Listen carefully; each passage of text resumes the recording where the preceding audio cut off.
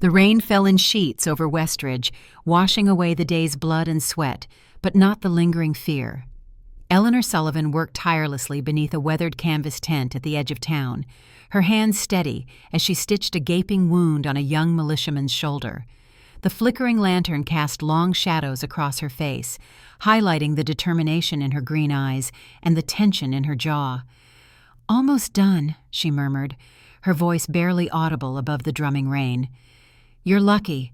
Another inch to the left, and we wouldn't be having this conversation." The injured man grimaced. Was it them again, the beasts from Silver Moon? Nora, as everyone called her, paused her stitching. Her eyes flickered toward the dark line of ancient trees that marked the boundary between the kingdom of Ravenhold and the forbidden territory of Silver Moon. Those woods held secrets she understood better than most. "Wolves don't leave wounds like this," she said finally, resuming her work. "These are blade marks, human work." The truth was more complicated than what she shared. The border skirmishes had intensified over the past month, but not for the reasons Ravenhold's officials claimed.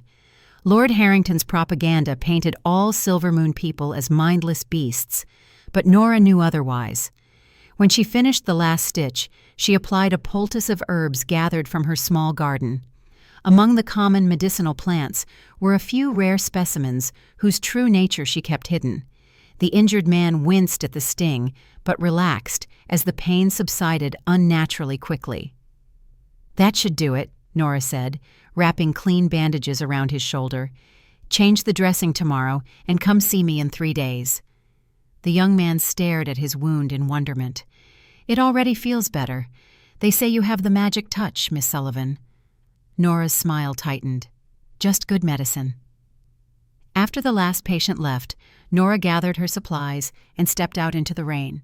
The makeshift medical tent had been her second home since the attacks began. Westridge sat precariously on the frontier between two worlds, the ordered, human realm of Ravenhold and the mysterious, forbidden territory of the wolf-shifters of Silver Moon. Most townspeople lived in fear of their neighbors across the boundary, but fear often stemmed from ignorance. The cobblestone streets glistened in the moonlight as Nora made her way home. Her small cottage sat at the edge of town, closer to the forest than most would dare build. Smoke curled from the chimney. Sophia was awake and waiting. Nora pushed open the wooden door to find her 17-year-old sister stoking the hearth fire. Sophia's face brightened upon seeing her, but Nora immediately noticed the unnatural flush in her cheeks. "You should be resting," Nora chided gently, setting down her medical bag. "I'm fine," Sophia insisted, though her voice lacked its usual strength. "Just a little warm." Nora crossed the room and pressed her palm against her sister's forehead. The skin burned beneath her touch. "This isn't just a little warm. The fever's back." Sophia avoided her eyes. "It's nothing. The usual." But it wasn't the usual. Sophia had suffered a mysterious illness since childhood, periods of intense fever followed by strange dreams and fatigue. Most doctors in Ravenhold had been useless, suggesting everything from evil spirits to poor constitution. Nora knew better. The symptoms matched those described in their grandmother's journals, hidden beneath the floorboards of their cottage. Their grandmother's fate was never far from Nora's mind. The memory surfaced unbidden as she prepared a cooling tea for Sophia. The public execution 40 years ago, the accusations of witchcraft, the flames that consumed the woman who had taught Nora everything about healing. "Take small sips," Nora instructed, handing her sister the steaming cup. "The feverfew will help." Sophia obeyed, grimacing at the bitter taste. "You look worried, more than usual." Nora sank into the chair opposite her sister. "The fever's worse this time. The regular remedies aren't working like they should." "What about the special ones?" Sophia whispered, glancing toward the loose floorboard where they kept their grandmother's legacy hidden. "I've tried everything in her journals. There's only one herb left that might help." Nora hesitated. "Silverleaf. It only grows in Silver Moon territory." A heavy silence fell between them. Venturing into Silver Moon lands meant certain death for most Ravenhold citizens. Border crossings were forbidden under Lord Harrington's laws. Punishment was swift and brutal. "You can't go there," Sophia said firmly, though fear crept into her voice. "They'll kill you if the wolves don't." Nora's fingers absently traced the small crescent scar on her wrist, a reminder of her grandmother's final words before they took her away. "Our blood is older than their hatred." "I'll be careful," Nora promised. "Besides, the fever will break your body if we don't try something more powerful." That night, as Sophia finally drifted into an uneasy sleep, Nora pored over her grandmother's journals by candlelight. The weathered pages contained knowledge forbidden in Ravenhold, natural remedies enhanced by what some would call magic, but Nora recognized as science beyond current understanding. One entry detailed silver leaf, a rare plant that grew only in the shadow of ancient oak trees in Silvermoon territory. According to the journal, the leaf absorbed moonlight and carried powerful healing properties for those with the old blood. Her grandmother's cryptic notes suggested it was particularly effective for illnesses like Sophia's. With dawn still hours away, Nora packed a small satchel with essential supplies. She wore dark clothing and tied her auburn hair back tightly. At the last moment, she hesitated before the loose floorboard, then knelt to retrieve a small silver pendant shaped like a crescent moon, her grandmother's final gift before the execution. "Just a family heirloom," her grandmother had whispered as she pressed it into 7-year-old Nora's palm. "Remember, when the time comes, the wolf who recognizes the moon is the one you can trust." Those words had made little sense to a child. Even now they remained mysterious, but Nora slipped the pendant around her neck nonetheless. Something told her she might need whatever protection it offered. The forest loomed dark and imposing as Nora approached the boundary. No physical markers identified the border between Ravenhold and Silvermoon, but everyone knew where the human world ended. The trees grew older here, their massive trunks wider than 3 men could encircle with joined hands. Mist clung to the forest floor even in summer, and the usual woodland sounds gave way to an eerie silence. Nora paused at the edge, gathering her courage. The full moon illuminated her path with silvery light, beautiful but dangerous. Full moons were when the wolf shifters were said to be at their most powerful and unpredictable. "Perfect timing as always, Nora," she muttered to herself, adjusting the strap of her satchel before stepping across the invisible line. The forest changed immediately. The air felt thicker, charged with something primal and ancient. Scents grew more intense, decaying leaves, rich soil, and something muskier that raised the hair on her arms. She moved as quietly as possible, remembering her grandmother's instructions for finding silver leaf. Seek the oldest oaks. Look for blue moss on the north side of their trunks. Follow the path of moonlight through the canopy. An hour into her search, the distinct sensation of being watched prickled along her spine.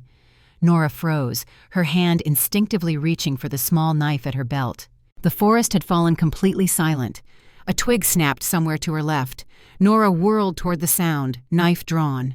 From between 2 massive oaks emerged a wolf unlike any she had ever seen. Massive and regal, its silver-gray coat seemed to capture the moonlight itself. But it was the eyes that stopped her heart, intelligent, fierce, and an impossible shade of amber that appeared almost golden in the darkness. Time slowed as they regarded each other. The wolf made no move to attack, its gaze focused intently on her face. Then, inexplicably, its eyes dropped to the pendant at her throat. Something like recognition flickered in those intelligent eyes.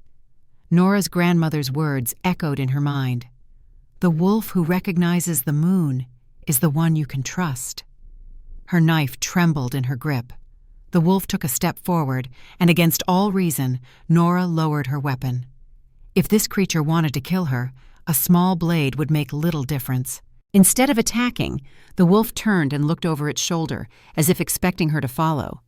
When she didn't move, it took a few steps away, then paused and looked back. "You want me to follow you?" Nora whispered incredulously. The wolf huffed, a sound so human it sent chills down her spine. What happened next defied everything Nora had been taught about the beasts of Silvermoon. The wolf led her deeper into the forest, occasionally glancing back to ensure she followed. After 20 minutes of careful travel, they entered a small clearing bathed in moonlight.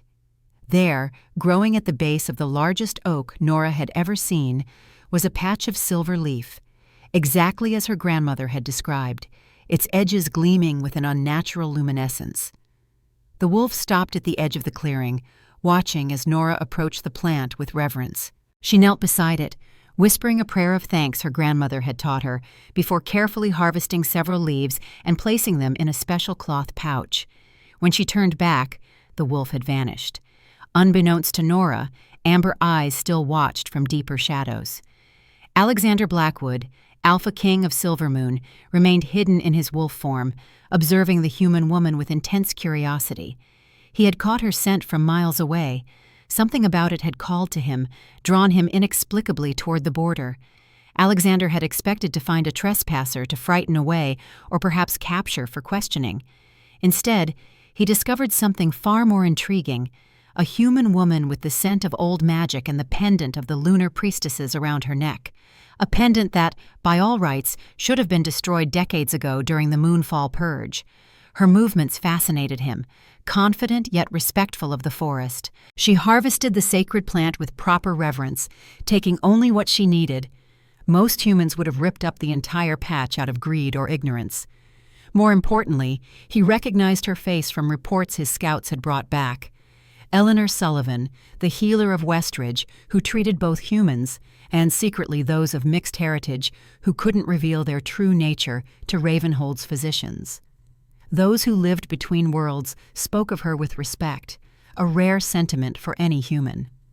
Alexander remained motionless until he was certain she had found her way safely back toward the border. Only then did he shift forms, his massive wolf body transforming into that of a tall, powerfully built man with the same intense amber eyes and dark hair streaked with silver. "She carries the lunar pendant," he said aloud, though no one was present to hear. After all this time, the implications troubled him deeply. The pendants had belonged to the female line of the lunar priestesses, women who had once served as mediators between humans and wolf-shifters. Most had been executed during the Purge, their bloodlines extinguished, or so he had believed. If Eleanor Sullivan carried a genuine lunar pendant, it meant the old prophecies might still come to pass. It meant there might still be hope for peace. It also meant she would be in grave danger if certain factions in either realm discovered her heritage. Alexander resolved to learn more about this intriguing human healer. Little did he know how soon their paths would cross again, under far more desperate circumstances. 3 days later, Sophia's fever finally broke. The silver leaf tea had worked miracles where conventional remedies failed. Color returned to her cheeks, and her breathing eased for the first time in weeks. "You went into the forest, didn't you?" Sophia asked, watching Nora prepare breakfast. "You could have been killed." Nora set a bowl of porridge before her sister. "I wasn't. In fact, I had help." "Help? From who?" Nora hesitated, uncertain how much to reveal. "A wolf," she said finally. "A silver wolf, with golden eyes." Sophia's spoon clattered against her bowl. "A wolf shifter? Nora, that's even worse than meeting a regular wolf." "This one was different. It helped me find the silver leaf." Nora touched the pendant hidden beneath her collar. "I think it recognized grandmother's necklace." Before Sophia could respond, a commotion outside drew their attention. Villagers rushed through the streets, gathering in the town square. Nora and Sophia exchanged worried glances before stepping outside to investigate. The town crier stood on a platform, unrolling an official proclamation bearing Lord Harrington's seal. "Hear ye, hear ye! By order of Lord Edmund Harrington, Royal Inquisitor of Ravenhold, citizens are summoned to the capital city 3 days hence to witness justice served upon the Beast King of Silvermoon, who has been captured while trespassing on human lands." Gasps and cheers erupted from the crowd. Nora felt the blood drain from her face. "The self-styled Alpha King, Alexander Blackwood, will stand trial for crimes against humanity," the crier continued. "His execution will follow at dawn, the day after the trial." Sophia clutched Nora's arm tightly. "The Beast King captured? That's impossible." But Nora barely heard her sister's words. Her mind raced with a terrible suspicion. A silver wolf with golden eyes had helped her in the forest, a wolf unlike any other. Could it have been Alexander Blackwood himself? Had the Alpha King risked his life to help a human woman find medicinal herbs? If so, his capture might be her fault. "I have to go to the capital," Nora whispered, her decision made before she fully processed the implications. "What? Why?" Sophia's eyes widened. "Nora, you can't possibly think of getting involved in this." "I already am involved." Nora's fingers found the crescent pendant beneath her shirt. "Grandmother's journals mention the Alpha lineage of Silvermoon. If he's who I think he is, he helped me when he could have killed me. I owe him that same chance." Sophia recognized the determined set of her sister's jaw. "You'll need a reason to be in the capital, something that won't raise suspicions." Nora thought quickly. "Dr. Winters at the Royal Academy requested more of my herbal preparations last month. I'll say I'm delivering them personally." That night, as Nora packed for the journey, she returned to the hidden compartment beneath the floorboards. Beyond her grandmother's journals lay something she had never dared to use, a small leather pouch containing rare herbs that enhanced natural healing abilities. Her grandmother had called it the Gift Awakener, warning that it should only be used in dire circumstances. "The gift comes with a price," she had cautioned young Nora. "Once awakened, it cannot be buried again." Nora slipped the pouch into her medical bag. Whatever happened in the capital, she sensed she would need every advantage available to her. The journey to Ravenhold's capital took 2 full days by coach. Nora spent the time studying her grandmother's notes about wolf shifter physiology and the history between the two realms. The truth was far different from what Lord Harrington's propaganda claimed. According to her grandmother's journals, humans and wolf shifters had once lived in harmony. The shifters protected the borderlands from genuine threats, while humans provided trade and craftsmanship. The lunar priestesses, women born with 1 foot in each world, had maintained the balance for centuries. Everything changed during the Moonfall Purge 40 years ago. A series of brutal attacks on human settlements had been blamed on the wolf shifters, though her grandmother's notes suggested something far more sinister: false flag operations designed to incite war. The royal city of Ravenhold rose from the plains like a stone giant, its ancient walls and towers imposing against the horizon. Unlike the wooden structures of Westridge, the capital was built entirely of gray stone, with the massive royal castle dominating the highest hill. Nora's coach passed through the outer gates with minimal inspection.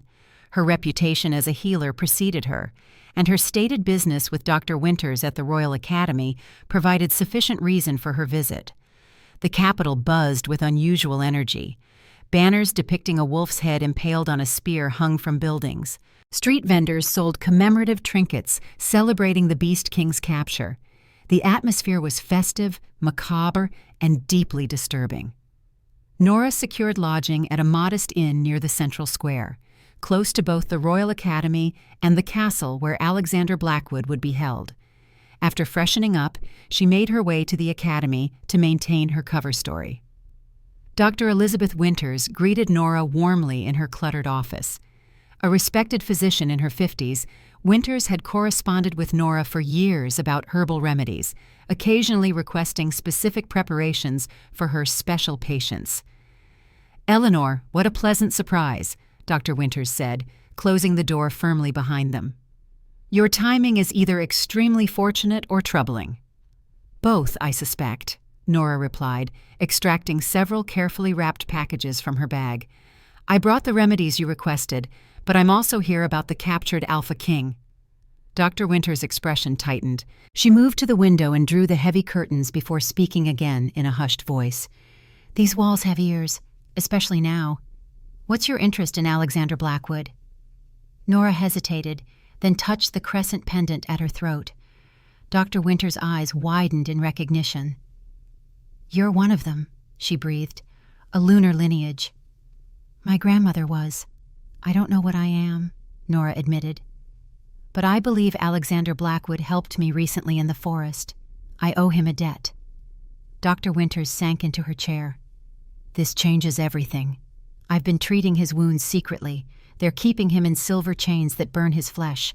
Lord Harrington is determined to make a spectacle of his execution. How was he captured? An Alpha King wouldn't cross the border carelessly. He didn't. Dr. Winters leaned forward. It was a trap. Harrington's men attacked a Silver Moon settlement, killing children.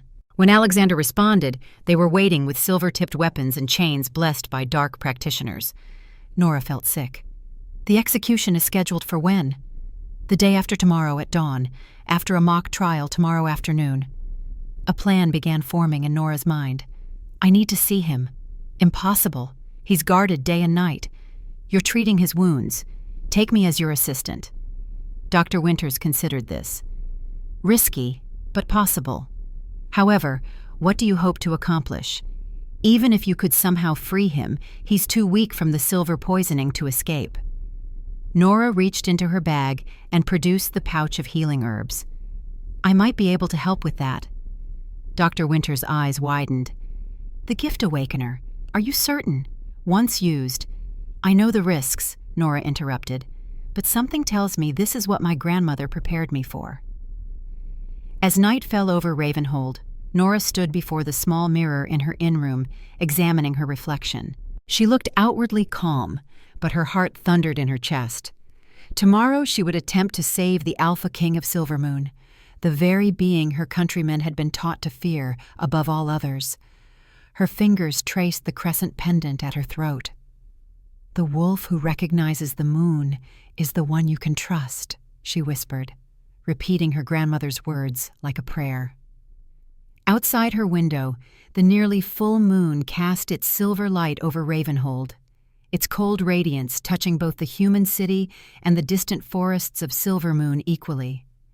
Boundaries existed only in the minds of men, not in the light of the celestial bodies that watched over all. Tomorrow would change everything. Tomorrow, Eleanor Sullivan would step beyond the boundaries of her world and into a destiny her grandmother had prepared her for all her life.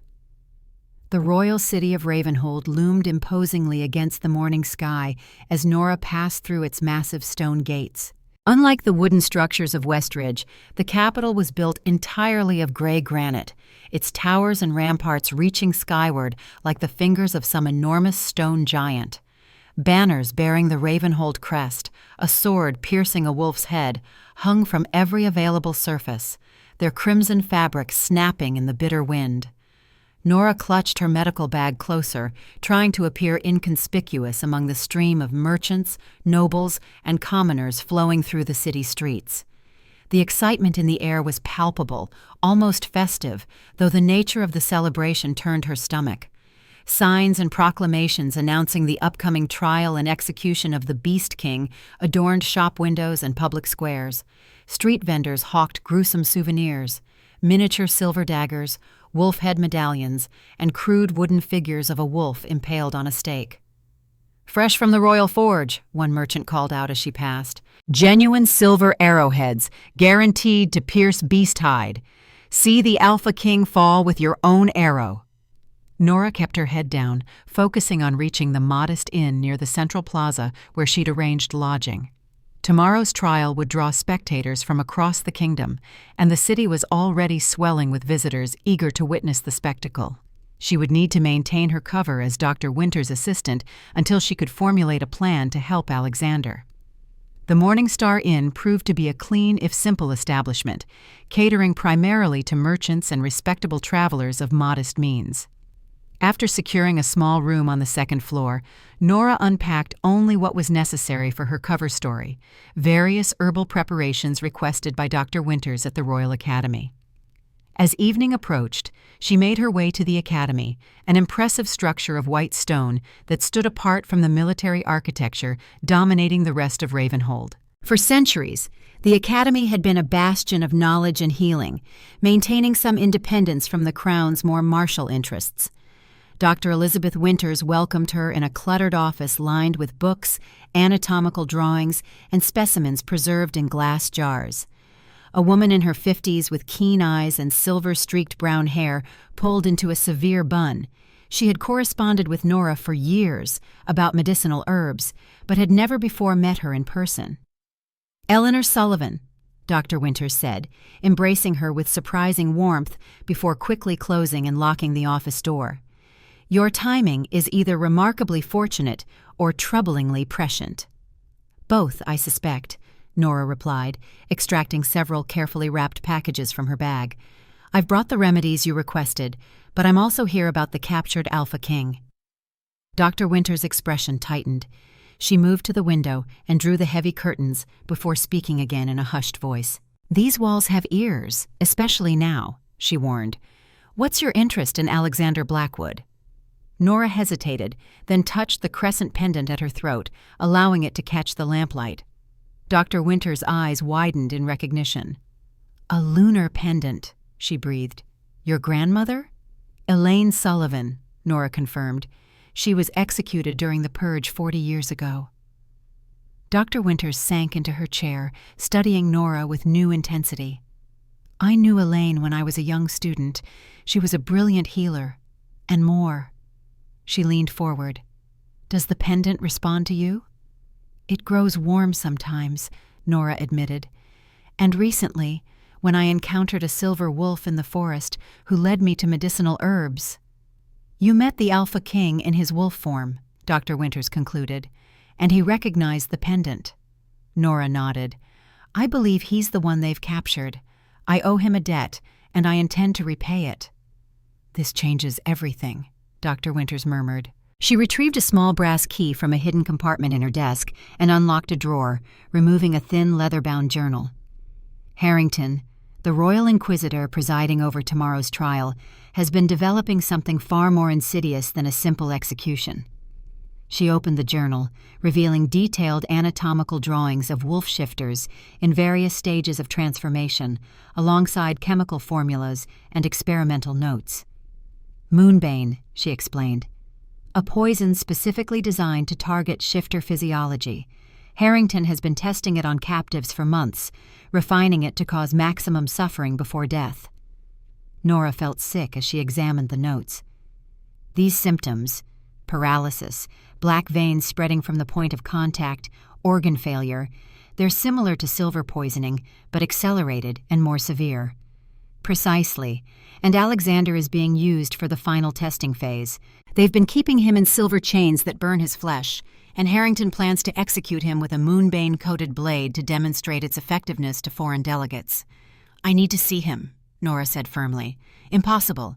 He's guarded day and night in the Eastern Tower." "You're treating his wounds. Take me as your assistant." Dr. Winters considered this, then nodded slowly. "Risky, but possible. I'm scheduled to check his condition tonight before the trial. The guards know me, and I could plausibly require an assistant." She fixed Nora with a serious gaze. "But understand this. Even if you could somehow free him, the silver poisoning from his restraints has weakened him severely. He couldn't make it out of the castle, let alone the city." Nora reached into her bag and produced a small leather pouch of special herbs. "I might be able to help with that." Dr. Winters' eyes widened. "The gift awakener? Are you certain? The consequences?" "I understand the risks," Nora interrupted, "but something tells me this is exactly what my grandmother prepared me for." The Eastern Tower rose from the corner of Ravenhold Castle like a stone sentinel, its narrow windows barely wide enough to admit light, let alone offer escape. As night fell, Nora accompanied Dr. Winters through the castle's labyrinthine corridors, dressed in the simple gray robes of a medical assistant. Guards were positioned at regular intervals, their armor bearing Harrington's personal insignia, a silver dagger crossed with a torch. They passed several checkpoints where Dr. Winters' credentials were carefully examined before they were allowed to proceed deeper into the fortress. "Lord Harrington has ordered heightened security," one guard explained as he inspected their medical bag. "The beast has supporters who might attempt a rescue." "And how would they penetrate castle defenses, Doctor?" Winters asked mildly. The guard's expression darkened. "Beasts have ways, but it won't matter. Come dawn, the Alpha King will be dead, and Ravenhold will celebrate its greatest victory." The cell at the top of the tower was small and cold, with a single narrow window allowing moonlight to spill across the stone floor. The guard unlocked the heavy door and stepped aside. 10 minutes, Doctor. Lord Harrington wants him alive for the execution, nothing more." Inside, Alexander sat slumped against the far wall, his breathing shallow and labored. Silver chains bound his wrists and ankles, anchoring him to iron rings embedded in the stone. Where the silver touched his skin, angry burns had formed, with black veins spreading outward like dark rivers beneath his flesh. Despite his condition, he maintained an aura of dignity and power. His dark hair, streaked with silver, hung in tangled waves to his shoulders, and when he raised his head at their entrance, his amber eyes reflected the moonlight with unnatural clarity. "Another examination, Doctor?" he asked, his deep voice raspy but controlled. "Your master is quite thorough in his cruelty." "Lord Harrington is not my master," Dr. Winters replied quietly, setting down her medical bag. "And tonight, I've brought help." Alexander's gaze shifted to Nora, and she saw recognition flare in his eyes. "The healer from the forest," he murmured. "You found the silver leaf for your sister." "It saved her life," Nora confirmed, kneeling beside him to examine the wounds where the silver chains had burned his skin. "Now I'm returning the favor." "A dangerous sentiment in these walls," Alexander observed, studying her with newfound interest, his gaze fixed on the pendant she wore, now visible outside her robes. "So, the lunar bloodline survives after all, Doctor." Winters kept watch at the door while Nora worked quickly, applying healing mixtures to Alexander's wounds. The herbal remedies would slow the spread of silver poisoning, but couldn't reverse the damage already done. "The silver has penetrated too deeply," Nora admitted with frustration. "These treatments will buy time, but not enough." Alexander watched her with surprising calm. "Why risk your safety for me? You know what I am." "I know you helped me when you could have killed me," Nora replied. "I know you're being executed for defending your people against unprovoked attacks, and I know Lord Harrington's plans extend far beyond your death." Alexander's expression grew grim. "The moonbane poison. You've discovered it." "Dr. Winters showed me his research journals," Nora confirmed. "He's developing a weapon against all shifters." "Not just full-blooded shifters," Alexander added, his voice dropping lower. "Anyone with trace shifter heritage, those living hidden among humans for generations, many not even aware of their ancestry. It would be genocide on an unprecedented scale." Nora thought of her sister and the silver leaf that had cured her mysterious fever. A suspicion that had been growing in her mind crystallized into certainty. "The pendant my grandmother gave me," she said quietly. "It's more than a family heirloom, isn't it?" "The crescent pendants belong to the lunar priestesses," Alexander confirmed. "Women who served as mediators between humans and shifters generations ago. They carried gifts of healing and sight beyond ordinary human capacity." His amber eyes studied her intently. "Your grandmother was likely one of the last to escape the purge." Dr. Winters interrupted urgently. "Time's almost up." Nora made a swift decision and reached into her medical bag, removing the small leather pouch containing the gift awakener herbs her grandmother had left her. "This might help," she said, mixing the rare herbs with water from a flask. "My grandmother called it the awakener." Alexander studied the mixture with recognition. "The old medicine. It hasn't been used in decades." "What does it do exactly?" Nora asked. "It amplifies innate abilities," he explained. "For shifters, it strengthens the connection to our wolf nature. For those of lunar bloodlines—" He hesitated. "The effects are less predictable. It awakens what already lies dormant within you." "Drink this," Nora insisted, pressing the mixture to his lips. "It might give you enough strength to survive until I can find a way to help you escape." Alexander hesitated only briefly before accepting the remedy. As he swallowed the herbal mixture, Nora felt a strange warmth spreading through her body, centered around the pendant at her throat. When she placed her hands over Alexander's silver-burned wrists again, something extraordinary happened. Golden light emanated from her palms, flowing into his wounds like liquid sunlight. The black veins receded visibly, and color returned to his ashen face. Alexander stared at her hands in wonder, then met her eyes with new understanding. "The gift awakens," he murmured. Before Nora could respond, the cell door swung open. The guard's suspicious face appeared. "Time's up." Dr. Winters stepped forward smoothly. The prisoner's condition has stabilized, but he'll need another treatment before dawn." The guard sneered. "Won't matter much after the blade falls, will it?" As they were escorted from the tower, Nora's mind raced with the implications of what had just occurred. The gift her grandmother had warned about had manifested, healing magic that transcended herbal remedies. "What just happened?" she whispered to Dr. Winters once they were beyond the guard's hearing. "The lunar gift includes healing abilities beyond normal human capacity," Dr. Winters explained quietly. "But there's more. Using it creates a connection, a bond with whoever receives its first expression. In this case, Alexander." "A bond? What does that mean?"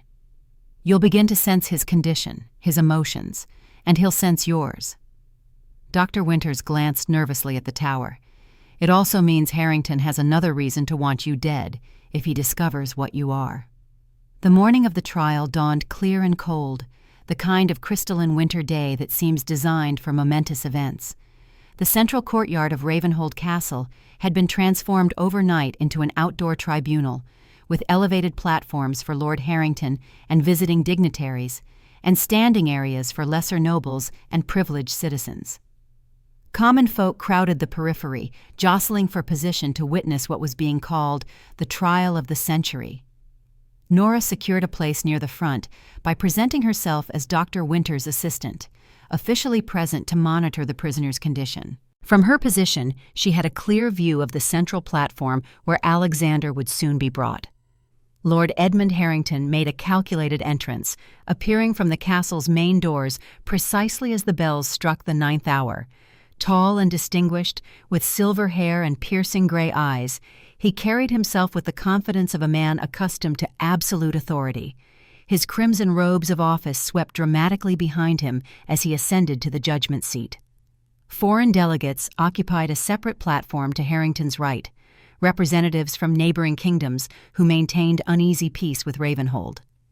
Nora noted their varied expressions, ranging from eager anticipation to poorly concealed discomfort with the spectacle. When Alexander was led into the courtyard, a collective gasp rose from the crowd. Despite his weakened condition, he maintained a regal bearing that commanded respect. Silver chains bound his wrists and ankles, connected to a collar around his neck that forced him to walk with head high. Guards surrounded him with spears at the ready, as if he might transform and attack at any moment despite his restraints. Through the newly formed bond, Nora could sense his pain from the silver's continuous burning, but also his determination not to show weakness before his enemies. "Alexander Blackwood," Harrington's voice carried effortlessly across the hushed courtyard, "self-proclaimed Alpha King of the Beasts of Silvermoon, you stand accused of trespassing on Ravenhold lands, violating the Treaty of Westridge, and conspiring against the Crown. How do you plead?" Alexander stood straight, his amber eyes unwavering. "I recognize no authority in this court. I entered Ravenhold territory in response to the slaughter of children in a Silvermoon settlement, an unprovoked attack by men bearing Ravenhold insignia." Murmurs rippled through the audience. Nora glanced around, noting the mixture of reactions. Some spectators appeared shocked, while others dismissed his words with contempt. "Lies," Harrington declared with theatrical outrage. "The beast attempts to justify his actions with fabrications. We have witnesses who will testify that Silvermoon wolves attacked a Ravenhold hunting party, leaving no survivors." A young nobleman stepped forward, his expression haughty. Nora recognized him as Lord Edwin Blackthorne, one of Harrington's most devoted followers. "My hunting party encountered the beasts 3 weeks ago," Blackthorne announced. "They attacked without provocation, killing 2 of my men." Alexander's eyes flashed with anger. "Your hunting party crossed the boundary and attacked a settlement housing cubs and elders. You slaughtered 5 children before my warriors drove you back." Blackthorne's face reddened. "The wolf lies. They are animals, incapable of human morality." "Enough," Harrington commanded. "These proceedings will continue with facts, not emotional outbursts." He turned to Alexander. "The prisoner will remain silent unless directly addressed by this court." Over the next hour, a parade of witnesses recounted tales of wolf attacks along the border. With each testimony, Nora noticed inconsistencies, dates that didn't align, descriptions of wolves that varied wildly, accounts that seemed rehearsed rather than experienced. When Dr. Winters was called to testify about the bestial nature of wolf shifters, she carefully chose her words to appear compliant while revealing little useful information. "In my medical experience," Dr. Winters stated, "the physiology of wolf shifters differs from humans primarily in their accelerated healing capabilities and enhanced physical strength." "And their predatory instincts?" Harrington prompted. "Would you not agree they are driven by bloodlust rather than reason?" Dr. Winters hesitated. "I cannot speak to their psychology with any authority, my lord. I have only examined deceased specimens." Harrington frowned, clearly dissatisfied with her response. "You may step down, doctor." Throughout the proceedings, Nora observed Alexander's condition deteriorating despite the treatment she had provided the previous night. The black veins had begun spreading again from his silver restraints, and his breathing grew increasingly labored. Through their strengthening bond, she could sense his pain intensifying, though his expression remained stoic. Finally, after hours of damning testimony, Harrington rose for the verdict, his crimson robes billowing dramatically in the winter wind. "This court finds Alexander Blackwood guilty on all charges," he announced, his voice resonating across the courtyard. "The sentence is death by silver blade at dawn tomorrow. Justice will be served, and Ravenhold will be one step closer to permanent safety from the beasts that threaten our borders." As guards moved to escort Alexander from the courtyard, a commotion erupted near the entrance. A young woman with dark hair and Alexander's amber eyes fought against two guards restraining her. "You speak of justice while orchestrating slaughter," she shouted, her voice cutting through the noise of the crowd. "Tell them the truth about Westridge, Harrington." Alexander's head snapped up. "Diana, no!" Nora realized this must be Alexander's sister, Princess Diana Blackwood, mentioned in her grandmother's journals as a skilled diplomat who had negotiated the now crumbling peace treaty. "Arrest her!" Harrington commanded. "Another beast infiltrating our city!" The crowd descended into chaos as more guards rushed forward. In the confusion, Nora locked eyes with Alexander. Recognition flickered in his gaze. He sensed her presence through their bond. His lips moved, forming a single word Nora couldn't hear over the tumult. Guards dragged both siblings away as Harrington restored order to the courtyard. "This disruption only confirms the savage nature of these creatures," he declared. "The execution will proceed as scheduled. For those with the stomach to witness justice, dawn at the eastern courtyard." As the crowd dispersed, Nora pushed through the shifting mass of bodies to find Dr. Winters. "We need to move quickly," she said. "Both of them are in danger now." "Meet me at the eastern tower in 1 hour," Dr. Winters whispered. "Bring everything you have." Night had fallen by the time Nora returned to the eastern tower with Dr. Winters. The castle had settled into an uneasy quiet, with double the usual guards posted at strategic points throughout the fortress. They reached Alexander's cell using Dr. Winters' authority as royal physician, though the suspicious guards allowed them only 5 minutes this time. Alexander's condition had worsened significantly. The black veins from his silver restraints now reached his shoulders and crept up his neck. Diana had been placed in the same cell, her wrists bound with ordinary iron rather than silver, suggesting Harrington wasn't yet certain of her shifter nature. "I'm here to help," Nora said softly, kneeling beside Alexander. "Dr. Winters, we need to work quickly." Diana positioned herself protectively in front of her brother, her eyes narrowed with suspicion. "Who are you?" Instead of answering, Nora pulled the crescent moon pendant from beneath her collar, letting it catch the moonlight. Diana's expression shifted from hostility to shock. "A lunar pendant," she breathed. "The bloodline still exists?" "My grandmother was Elaine Sullivan," Nora explained, working quickly to mix herbs in a small bowl. "She was executed during the purge." Diana studied her intently. The lunar priestesses were supposed to have been eliminated completely. Harrington's predecessor was very thorough. "Not thorough enough," Nora replied, applying her mixture to Alexander's wounds. She felt the now familiar warmth flowing through her hands, golden light emanating from her palms to slow the spread of silver poisoning. Alexander's eyes opened at her touch.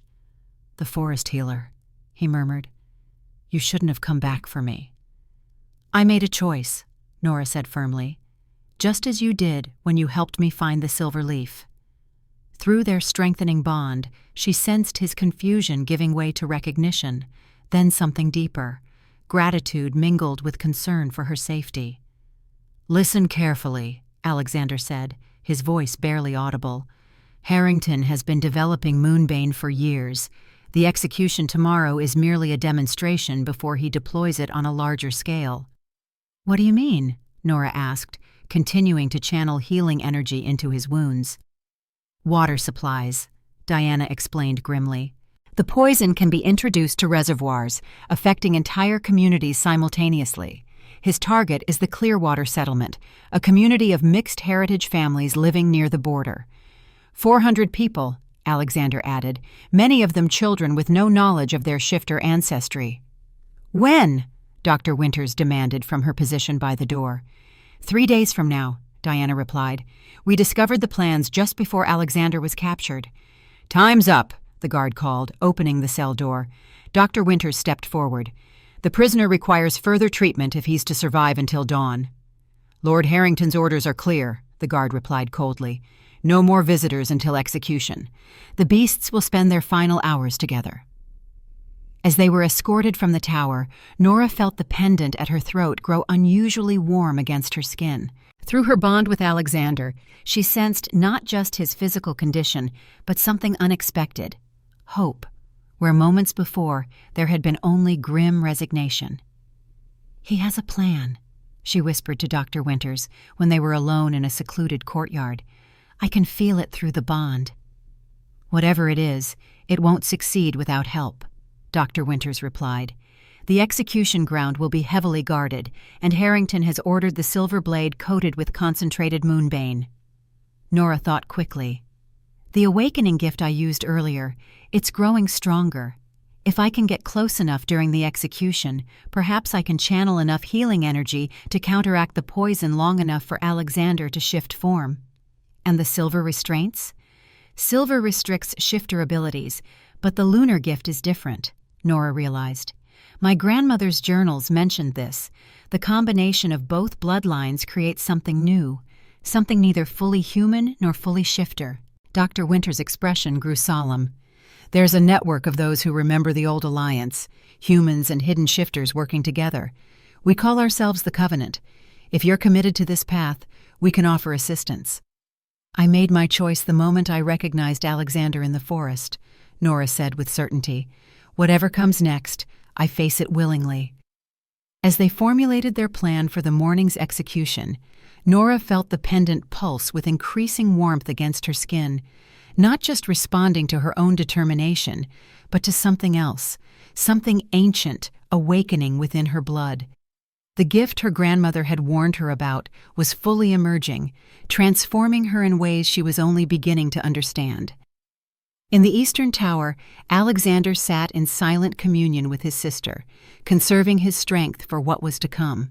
Through the newly forged bond, he sensed Nora's presence even at a distance, her determination, her courage, and the awakening power within her that might offer salvation not just for him, but for two worlds that had forgotten how to coexist. Dawn approached, bringing with it execution or liberation, depending on whether ancient magic and modern courage could overcome centuries of hatred and fear. The stage was set for a confrontation that would determine far more than the fate of an alpha king and a healer with awakening gifts. It would set the course for generations to come, either healing the rift between worlds or plunging them into genocidal darkness from which neither would emerge intact. The trial chamber within Ravenhold Castle exuded power and authority. Massive stone columns supported vaulted ceilings where ancient banners depicting historic battles against the beasts of Silvermoon hung like silent witnesses. Ornate stained glass windows filtered the afternoon sunlight into blood-red patterns across the marble floor where Alexander Blackwood knelt in chains. Nora stood among the spectators, her medical bag clutched tightly against her side. She had secured a position near the front by claiming to be Dr. Winter's assistant, ready to tend to the prisoner should his condition worsen before the execution. The ruse had worked, though several guards watched her with suspicion. Alexander appeared more human than beast in his current state, tall and powerful even on his knees, with dark hair streaked with silver and piercing amber eyes that scanned the room with quiet dignity. Silver chains bound his wrists and ankles, and Nora could see the skin beneath was raw and blistered. Despite his obvious pain, he maintained a regal bearing that commanded respect. Lord Edmund Harrington presided over the proceedings from an elevated platform. His silver hair and distinguished features projected authority, but Nora noticed something cold and calculating in his pale eyes. He wore the formal crimson robes of the Royal Inquisitor, adorned with the golden seal of Ravenhold, a sword piercing a wolf's head. "Alexander Blackwood," Harrington's voice echoed through the chamber, "self-proclaimed Alpha King of the Beasts of Silvermoon, you stand accused of trespassing on Ravenhold lands, violating the terms of the Treaty of Westridge, and conspiring against the Crown." Alexander remained silent, his expression unreadable. "How do you plead?" Harrington demanded. "I recognize no authority in this court," Alexander replied, his deep voice carrying effortlessly through the chamber. "I entered Ravenhold territory in response to the slaughter of children in a Silvermoon settlement, an unprovoked attack by men bearing Ravenhold insignia." Murmurs rippled through the audience. Nora glanced around, noting the mixture of reactions. Some spectators appeared shocked, while others dismissed his words with contempt. "Lies," Harrington declared. "The beast attempts to justify his actions with fabrications. We have witnesses who will testify that Silvermoon wolves attacked a Ravenhold hunting party, leaving no survivors." A young nobleman stepped forward, his expression haughty. "My hunting party encountered the beasts 3 weeks ago. They attacked without provocation, killing 2 of my men." Alexander's eyes flashed with anger. "Your hunting party crossed the boundary and attacked a settlement housing cubs and elders. You slaughtered 5 children before my warriors drove you back." The nobleman's face reddened. "The wolf lies. They are animals, incapable of human morality." "Enough," Harrington commanded. "These proceedings will continue with facts, not emotional outbursts." He turned to Alexander. "The prisoner will remain silent unless directly addressed by this court." Nora watched Alexander's shoulders tense, the muscles in his jaw working as he fought to maintain his composure. The silver chains were clearly causing him increasing pain. The veins in his arms had taken on a blackish tint where the metal touched his skin. "This court will now hear testimony regarding the prisoner's history of aggression toward Ravenhold citizens," Harrington announced. Over the next hour, a parade of witnesses recounted tales of wolf attacks along the border. With each testimony, Nora noticed inconsistencies, dates that didn't align, descriptions of wolves that varied wildly, accounts that seemed rehearsed rather than experienced. When Dr. Winters was called to testify about the bestial nature of wolf shifters, she carefully chose her words to appear compliant while revealing little useful information. "In my medical experience, Dr. Selm," Winters stated, "the physiology of wolf shifters differs from humans primarily in their accelerated healing capabilities and enhanced physical strength." "And their predatory instincts?" Harrington prompted. "Would you not agree they are driven by bloodlust rather than reason?" Dr. Winters hesitated. "I cannot speak to their psychology with any authority, my lord. I have only examined deceased specimens." Harrington frowned, clearly dissatisfied with her response. "You may step down, doctor." As the afternoon wore on, Nora observed Alexander's condition deteriorating. His breathing had become labored, and the black veins spreading from his silver restraints had extended further up his arms. Without intervention, the silver poisoning would kill him before the scheduled execution. During a brief recess, Nora approached Dr. Winters in a secluded corner of the chamber. "He won't survive until dawn," she whispered. "The silver poisoning is spreading too rapidly." "Precisely Harrington's intention," Dr. Winters replied quietly. "He never planned for Alexander to face a public execution. Too risky. A quiet death from complications suits his purposes better. Nora's hand moved to the pouch of healing herbs concealed in her medical bag. I need to get closer to him. Dr. Winters nodded subtly. After the verdict, they'll return him to the holding cell in the East Tower. I can get you access then, but only briefly. The proceedings resumed with Harrington delivering a lengthy speech about the threat wolf-shifters posed to the peaceful citizens of Ravenhold. He painted Alexander as a savage leader who encouraged raids on human settlements, conveniently omitting any mention of Ravenhold's encroachment on Silvermoon territory. Finally, the moment of judgment arrived. Harrington stood, his crimson robes cascading around him like blood. This court finds Alexander Blackwood guilty on all charges. The sentence is death by silver blade at dawn tomorrow. He surveyed the chamber with cold satisfaction. Justice will be served, and Ravenhold will be one step closer to permanent safety from the beasts that threaten our borders. As guards moved to escort Alexander from the chamber, a commotion erupted near the entrance. A young woman with dark hair and Alexander's amber eyes fought against two guards restraining her. "You speak of justice while orchestrating slaughter," she shouted, her voice cutting through the noise of the crowd. "Tell them the truth about Westridge, Harrington." Alexander's head snapped up. "Diana, no!"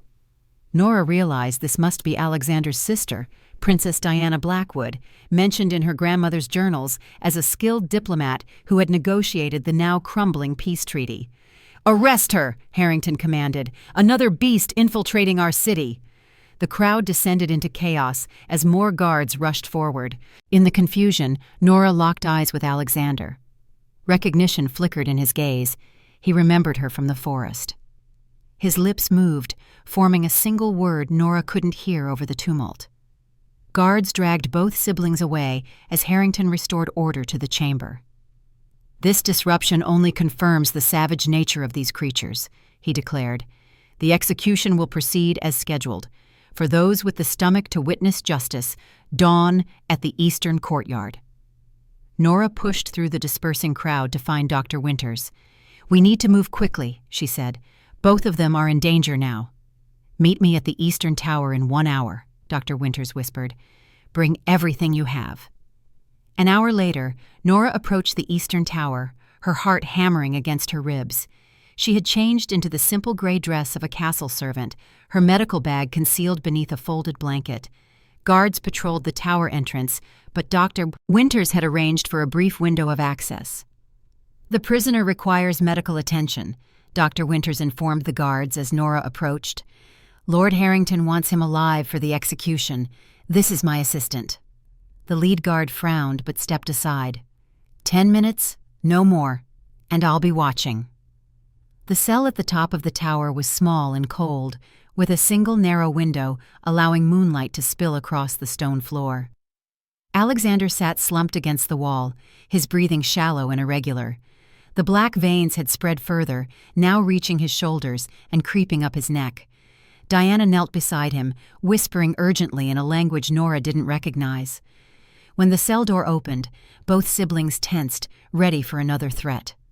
Diana positioned herself protectively in front of her brother, her hands curled into claws. "I'm here to help," Nora said softly, kneeling beside her medical bag. "Dr. Winters, we need to work quickly." Diana's eyes narrowed with suspicion. "Who are you?"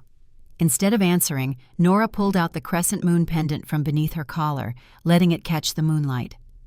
Diana's expression shifted from hostility to shock. "A lunar pendant," she breathed. "The bloodline still exists?" "My grandmother was Elaine Sullivan," Nora explained, working quickly to mix herbs in a small bowl. "She was executed during the purge 40 years ago." Alexander's eyes fluttered open. "The healer from the forest," he murmured, his voice raspy with pain. "You found the silver leaf." "It saved my sister's life," Nora confirmed, applying a poultice to the wounds where the silver chains had burned his skin. "Now I'm returning the favor." Dr. Winters kept watch at the door. "We have 7 minutes left." Nora worked efficiently, applying healing mixtures to Alexander's wounds while Diana supported him. The herbal remedies would slow the spread of silver poisoning, but couldn't reverse the damage already done. "This isn't enough," Nora admitted, frustration edging into her voice. "The silver has penetrated too deeply." Alexander gripped her wrist with surprising strength. "Listen to me. Harrington isn't just executing me for vengeance. He's developing something far worse, a weapon against all shifters." Diana nodded grimly. "They're calling it Moonbane, a poison designed to target shifter physiology. He's been testing it on captives in a laboratory beneath the castle." "We discovered it too late," Alexander continued. "I was captured while investigating rumors about missing shifters from border villages." Nora's blood ran cold as pieces connected in her mind. "The symptoms my sister experienced. They match what my grandmother described as a reaction to silver-based toxins in those with trace shifter heritage." "Your sister carries the blood," Diana confirmed, "as do you. The lunar pendant wouldn't respond to anyone without the lineage." Dr. Winters interrupted urgently. "Time's almost up." Nora made a split-second decision. She reached into her medical bag and removed the small leather pouch her grandmother had left her. The gift awakener. "This might help," she said, mixing the rare herbs with water. "My grandmother called it the awakener. It enhances natural healing abilities." Alexander shook his head weakly. "Save it. There's no escape for me now. But you must warn my people about Moonbane." "Drink this," Nora insisted, pressing the mixture to his lips. "I have a plan." As Alexander reluctantly swallowed the herbal mixture, a strange sensation coursed through Nora's body, a warmth spreading from her heart to her fingertips. The crescent pendant at her throat grew hot against her skin. When her fingers touched Alexander's wounds again, something extraordinary happened. A soft golden light emanated from her palms, flowing into his injuries. The black veins receded slightly, and color returned to his ashen face. "The gift," Diana whispered in awe. "You've awakened it." Before Nora could process what had happened, the cell door swung open. The guard's suspicious face appeared. "Time's up." Dr. Winters stepped forward. "The prisoner's condition has stabilized, but he'll need another treatment before dawn." The guard sneered. "Won't matter much. Dead is dead." As they were escorted from the tower, Nora's mind raced with the implications of what had just occurred. The gift her grandmother had warned about had manifested, healing magic that went beyond herbal remedies. "What just happened?" she whispered to Dr. Winters as they descended the tower stairs. "The lunar bloodline carries abilities beyond normal human capacity," Dr. Winters explained quietly. "Healing is just one manifestation. It's why your grandmother was targeted during the purge, and why Harrington would kill you if he discovered your heritage." Outside the tower, Dr. Winters gripped Nora's shoulders firmly. "You must be careful now. The awakening of your gift will create a connection, a bond with whoever received its first expression. In this case, Alexander." "A bond? What does that mean?" "It means your fates are now intertwined. You'll sense his pain, his emotions, and he'll sense yours." Dr. Winters glanced nervously at the tower. "It also means Harrington has another reason to want you dead if he discovers what you are." Nora touched the pendant at her throat, which had cooled but still felt different somehow, more alive. "We need to stop the execution and expose Harrington's true plans. Meet me at the Royal Academy at midnight," Dr. Winters instructed. "There's something you need to see, proof of Harrington's experiments. But be cautious. The castle will be on high alert after Diana's outburst." As they parted ways, Nora felt a strange tugging sensation in her chest, like an invisible thread pulling her back toward the tower. The bond Dr. Winters had mentioned was already forming, connecting her to Alexander in ways she didn't yet understand. The Royal Academy of Medicine stood on the outskirts of the castle grounds, a sprawling stone building whose architecture reflected an earlier, more enlightened era of cooperation between humans and shifters. Medicinal gardens surrounded the structure, and Nora recognized many of the plants her grandmother had taught her to cultivate. Dr. Winters awaited her in a secluded courtyard, her face tense with worry. "Follow me," she said without preamble, "and stay silent." They traversed dark hallways and descended multiple staircases until they reached what appeared to be an abandoned section of the Academy's basement. Dr. Winters produced an ancient key from her pocket and unlocked a heavy wooden door that creaked ominously as it swung open. "Few know this passage exists," she explained, lighting a lantern. "It was built centuries ago when the Academy and Castle worked in harmony, allowing healers quick access during emergencies." The narrow tunnel stretched before them, cobwebs clinging to the low ceiling. They walked in silence for nearly 15 minutes before reaching another door, this one reinforced with metal bands. "The castle dungeons lie beyond," Dr. Winters whispered, "and beneath them, Harrington's secret laboratory. Are you prepared for what you might see?" Nora nodded, though uncertainty fluttered in her stomach. The laboratory was a nightmare made manifest, clinical and cold, with stone walls lined with cages. Each enclosure held a prisoner, some fully human in appearance, others frozen in partial transformation. Black veins, similar to those afflicting Alexander, marked their skin, and many lay motionless except for shallow breathing. "Harrington's test subjects," Dr. Winters explained grimly. "Some are full shifters captured near the border. Others are mixed heritage, like yourself, identified through various means and arrested on false charges." A central table dominated the room, covered with vials containing liquids in various shades of black and silver.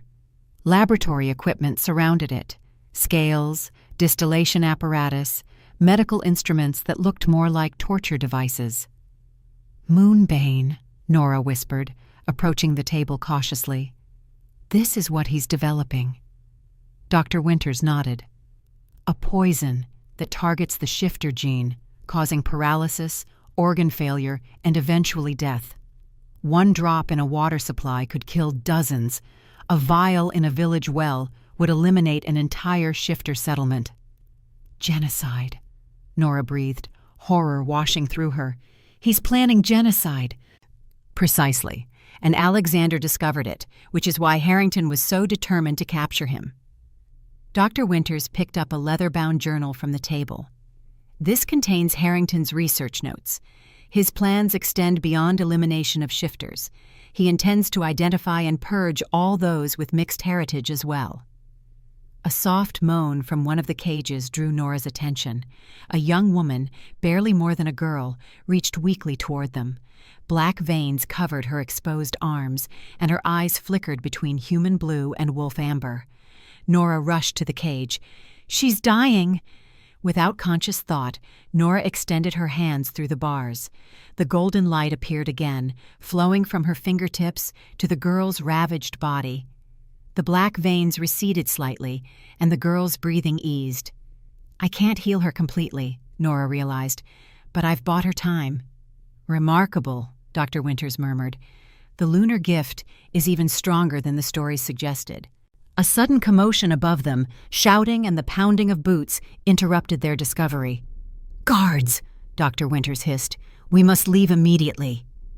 They retreated through the secret passage just as the laboratory door burst open. Through a crack in the door, Nora glimpsed Harrington entering, followed by several guards dragging a struggling figure, Diana Blackwood. "Secure her to the examination table," Harrington ordered. "The Alpha sister will provide excellent data on how royal bloodlines respond to the latest formulation." Nora moved to intervene, but Dr. Winters held her back. "You can't save her now," she whispered urgently. "They'll capture you too." Torn between her desire to help and the knowledge that she would be useless if captured, Nora allowed Dr. Winters to pull her back into the passage. The heavy door closed, sealing Diana's fate for the moment. "We need to free them all," Nora insisted as they hurried through the tunnel. "Alexander, Diana, the prisoners, all of them." "And we will," Dr. Winters assured her, "but not alone. There are others who oppose Harrington's agenda, a network of those who remember the old alliance between humans and shifters." When they emerged from the tunnel, Nora felt a sharp pain pierce her chest. Not physical, but something deeper, emotional. The invisible thread connecting her to Alexander pulled taut with urgency. "He's in trouble," she gasped, clutching her pendant. "Alexander, something's happening." Dr. Winter's expression darkened. "The bond is strengthening. His distress calls to you." "I have to go to him." "It's too dangerous." "I don't have a choice," Nora interrupted. "The bond works both ways. If I can sense his pain, he might sense my presence. I might be able to help him from a distance." Finding a quiet alcove in the Academy gardens, Nora sat cross-legged on the ground. The full moon bathed her in silver light as she clutched the crescent pendant and closed her eyes, focusing on the thread of connection she felt to Alexander. The bond pulled her consciousness along its path, leading her back to the tower cell. Through Alexander's eyes, she glimpsed guards injecting him with a dark liquid. Moonbane. They were using him to test the poison's effectiveness. Pain flooded through the connection, Alexander's pain becoming her own. The poison burned through his veins like liquid fire, attacking the very essence of what made him a shifter. Nora gasped, nearly losing the connection as the shared agony threatened to overwhelm her. Instinctively, she pushed back against the pain, sending her newly awakened healing energy along the bond. She couldn't see if it helped, but she felt Alexander's surprise. He sensed her presence. "Fight it," she whispered, though he couldn't possibly hear her words. "Stay alive until dawn. I'm coming for you." The connection snapped as Nora's concentration broke. She found herself back in the garden, drenched in sweat and trembling from the residual pain. Dr. Winters knelt beside her, concern etched on her face. "What happened?" "They're poisoning him," Nora explained, struggling to her feet, "testing Moonbane before the execution." "Then we have even less time than we thought." Dr. Winters helped Nora steady herself. "Come with me. It's time you met the others." The others turned out to be a small but determined group gathered in a hidden chamber beneath a bookshop in the lower city. Nora counted 7 people, each representing different facets of Ravenhold society: a royal guard captain, a court scribe, a wealthy merchant, a city constable, 2 scholars from the academy, and the bookshop owner. "The Covenant," Dr. Winters introduced them. "Descendants of the original alliance between humans and shifters." The guard captain, a grizzled man named Marcus, stepped forward. "Doctor, Winters tells us you carry the lunar bloodline and have awakened the gift." Nora nodded, still unnerved by the implications. "I need your help to stop an execution and prevent a genocide." "Bold requests for a newcomer," the merchant commented skeptically. "I've seen Harrington's laboratory," Nora countered. "I've witnessed his victims, and I've felt the effects of Moonbane through my bond with Alexander Blackwood." A murmur ran through the group at the mention of a bond. The bookshop owner, an elderly woman named Lydia, approached Nora with reverent eyes. "The prophecy speaks of this, the return of the lunar priestesses and a bond that bridges worlds." "I don't care about prophecies," Nora said firmly. "I care about stopping a madman before he destroys thousands of lives. Will you help me or not?" Marcus exchanged glances with the others before responding. "We've been gathering evidence against Harrington for months. Tomorrow, representatives from neighboring kingdoms arrive for the execution, a perfect opportunity to expose his true plans. But we need proof they'll believe," the court scribe added. "Accusations against the Royal Inquisitor require substantial evidence." "The journal," Nora suggested. "Harrington's research notes from the laboratory." "Heavily guarded," Dr. Winters cautioned. "What about the prisoners?" Nora pressed. "Living testimony of his experiments." "Too risky to attempt a mass rescue," Marcus objected. "The dungeons are the most secure area of the castle." Frustration mounted in Nora as they debated options. Meanwhile, Alexander and Diana suffered, and dawn approached inexorably. The pendant at her throat grew warm again, pulsing with an almost sentient rhythm. "There's another way," Nora suddenly realized. "The bond. I can use it." All eyes turned to her expectantly. "If I can channel healing energy to Alexander, I might be able to help him resist the poison long enough to shift form. In his wolf state, his natural healing abilities would be stronger." "And if he could shift," Marcus continued, following her logic, "the silver restraints might not hold him." "Precisely," Nora confirmed. "But I'd need to be closer, the tower, or at least the castle grounds." "Too dangerous," Dr. Winters protested. "If Harrington discovers your abilities, it's our best chance," Nora insisted. "While I focus on helping Alexander, you can gather the foreign delegates and lead them to the laboratory. Show them the evidence of Harrington's true intentions." After further debate, a plan took shape.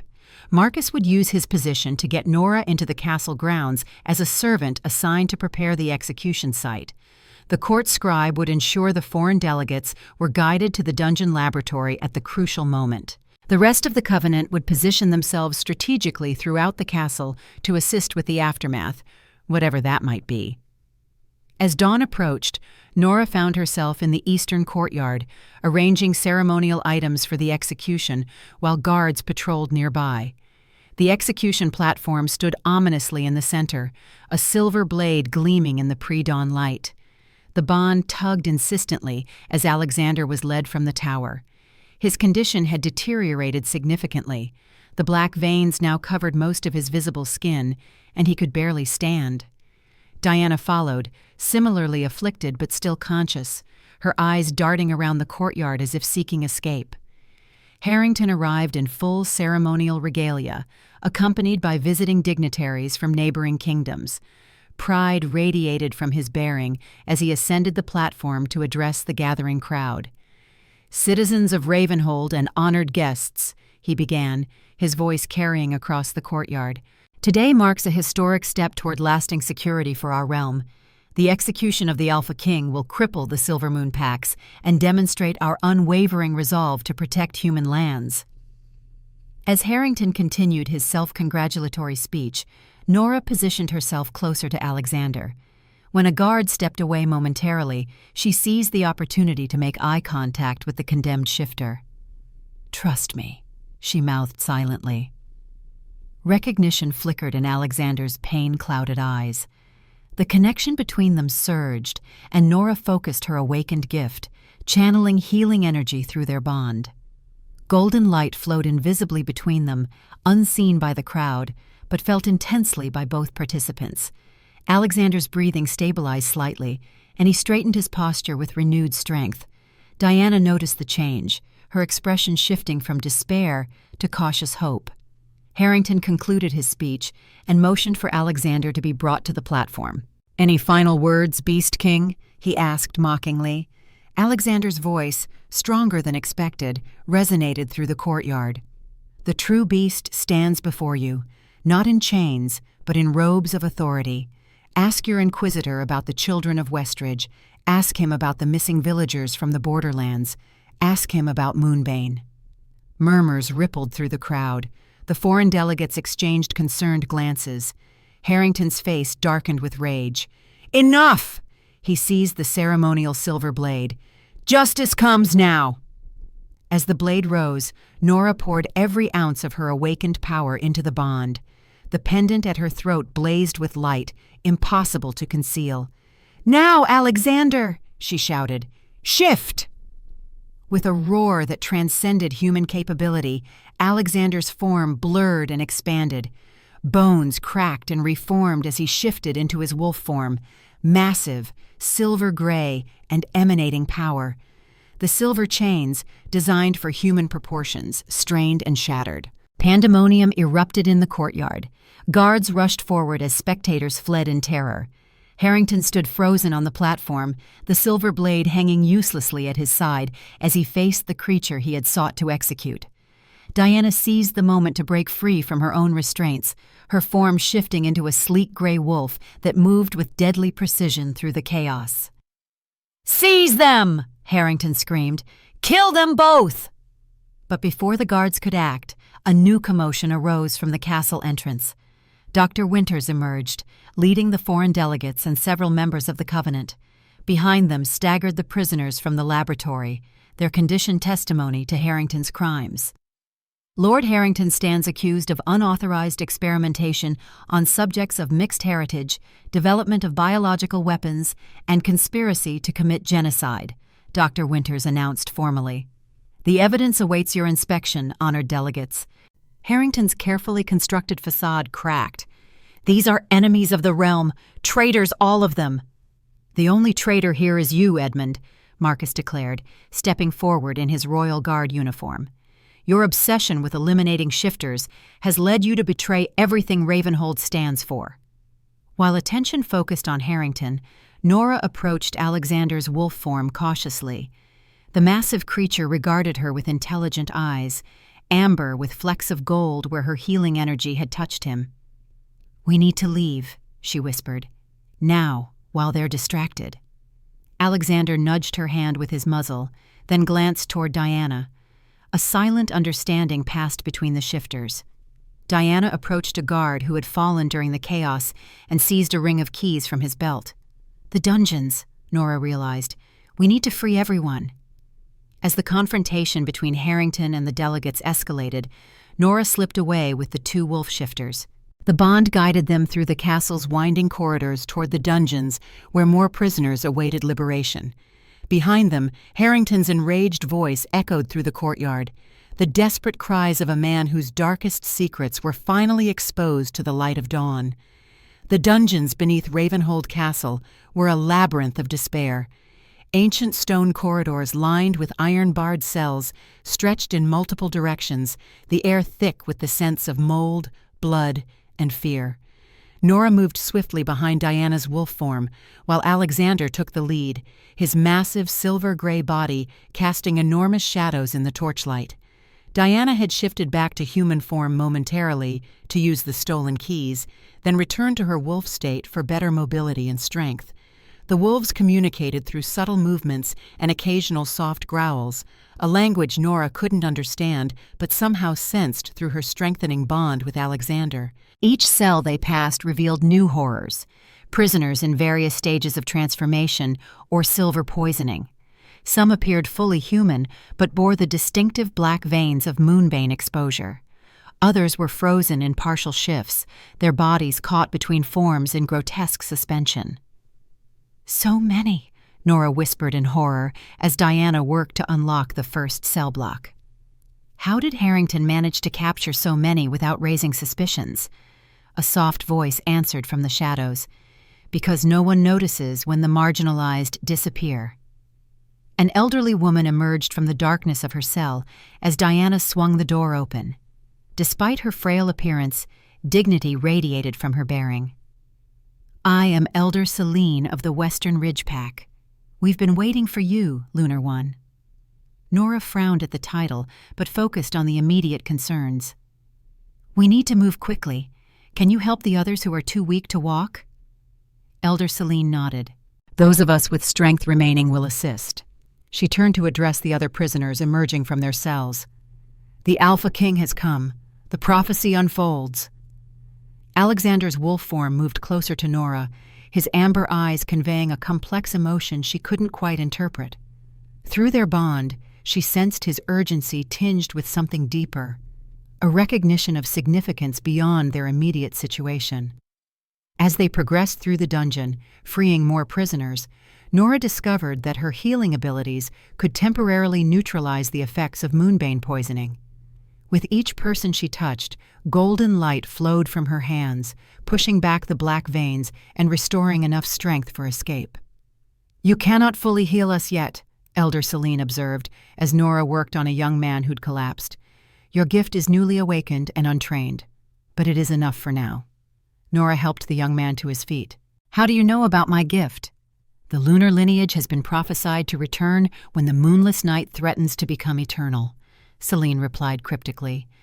"We have waited generations for one who carries both worlds within her blood." Before Nora could question further, distant shouts echoed through the stone corridors. The commotion in the courtyard had evidently spread, and castle guards were mobilizing. "We need to move," Diana urged, having shifted back to human form to speak. "There's a passage from the lower dungeons to the river. We can escape through there." Alexander growled his agreement, moving to lead the group deeper into the dungeon complex. Nora followed, helping support those still weak from their imprisonment.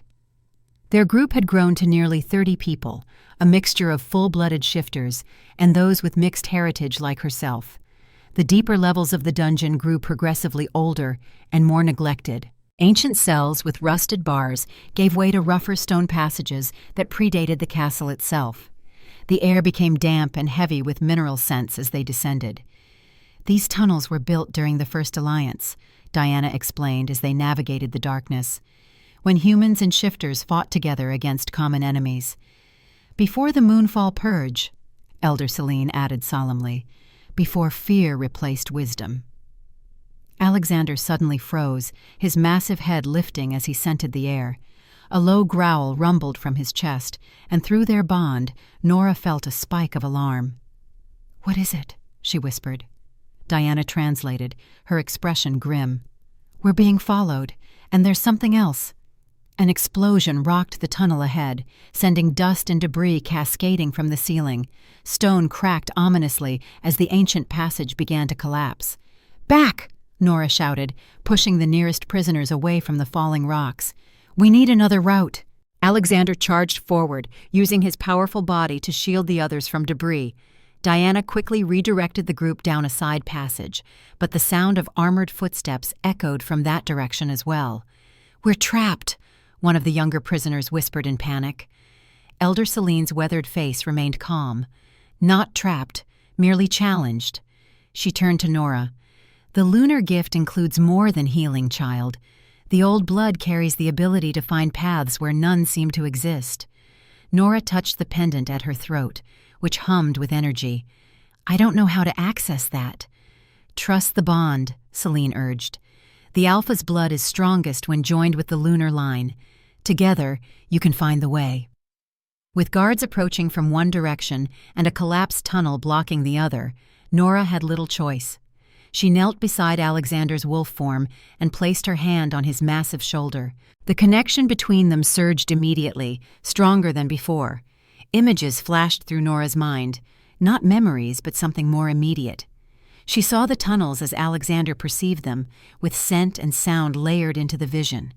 Among these perceptions, she detected something else, a current of cool air flowing from what appeared to be a solid wall. "There," Nora said with sudden certainty, pointing to an unremarkable section of the tunnel wall. "There's a passage behind that wall." Diana approached the wall skeptically. "I sense nothing." "Trust her," Elder Selene commanded. "The lunar gift allows her to perceive what remains hidden to others." Alexander moved to the wall, examining it closely before pressing his weight against a specific stone. With a grinding sound that seemed impossibly loud in the confined space, a section of the wall swung inward, revealing a narrow passage beyond. "Hurry!" Nora urged the prisoners forward. "I don't know how long we have." The hidden tunnel descended sharply, forcing them to proceed in single file. The injured and weakened required assistance, slowing their progress. Alexander remained in wolf form, too large to navigate the narrow passage easily, but unwilling to shift back while his wounds from the silver poisoning remained severe. After what felt like an eternity of descent, the tunnel leveled out and widened into a larger chamber. Ancient symbols covered the walls, crescent moons, wolves, and human figures standing in harmony. In the center stood a circular pool of water that glowed with an ethereal blue light. "The Moon Spring," Elder Selene gasped, her voice filled with reverence. "I never believed it truly existed." "What is this place?" Nora asked, approaching the luminescent pool cautiously. "Sacred ground," Diana explained, her expression awed. "From the earliest days when the lunar priestesses first formed the bridge between our peoples, its waters are said to hold powerful healing properties." Alexander moved to the pool's edge and looked at Nora expectantly. Through their bond, she sensed his intention. The water might cleanse the remnants of silver poisoning from his system. Without hesitation, Nora knelt beside the pool. The water felt strangely alive beneath her fingers, responding to her touch with ripples of increased luminescence. She cupped her hands and lifted water to Alexander's muzzle. As the liquid touched his fur, it spread like quicksilver, enveloping his massive form in glowing blue light. Alexander shuddered, a sound between a growl and a whimper escaping him as the water worked through his system. The black veins beneath his fur receded visibly, and his amber eyes cleared. "It's working," Nora breathed. Encouraged, she began bringing water to the other poisoned prisoners. Each responded similarly, their bodies glowing briefly as the moon spring's waters neutralized the moonbane toxin. Even those most severely affected showed immediate improvement. While Nora tended to the prisoners, Diana and Elder Celine examined the chamber more closely. "These markings," Diana murmured, tracing ancient carvings with her fingertips. "They tell the history of the First Alliance and prophesy its renewal." Elder Celine nodded solemnly. "The cycle turns as it always has. Discord follows harmony, only for harmony to emerge again through new understanding." She pointed to a specific carving depicting a human woman with a crescent moon above her head, standing between a massive wolf and a crowned human figure. "The lunar bridge returns when darkness threatens both worlds." Nora joined them, wiping her damp hands on her skirt. "I'm not some prophesied savior. I'm just a healer trying to prevent a massacre."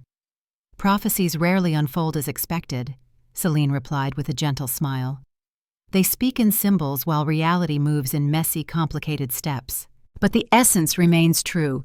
You bridge worlds through blood and gift. You stand between extinction and survival."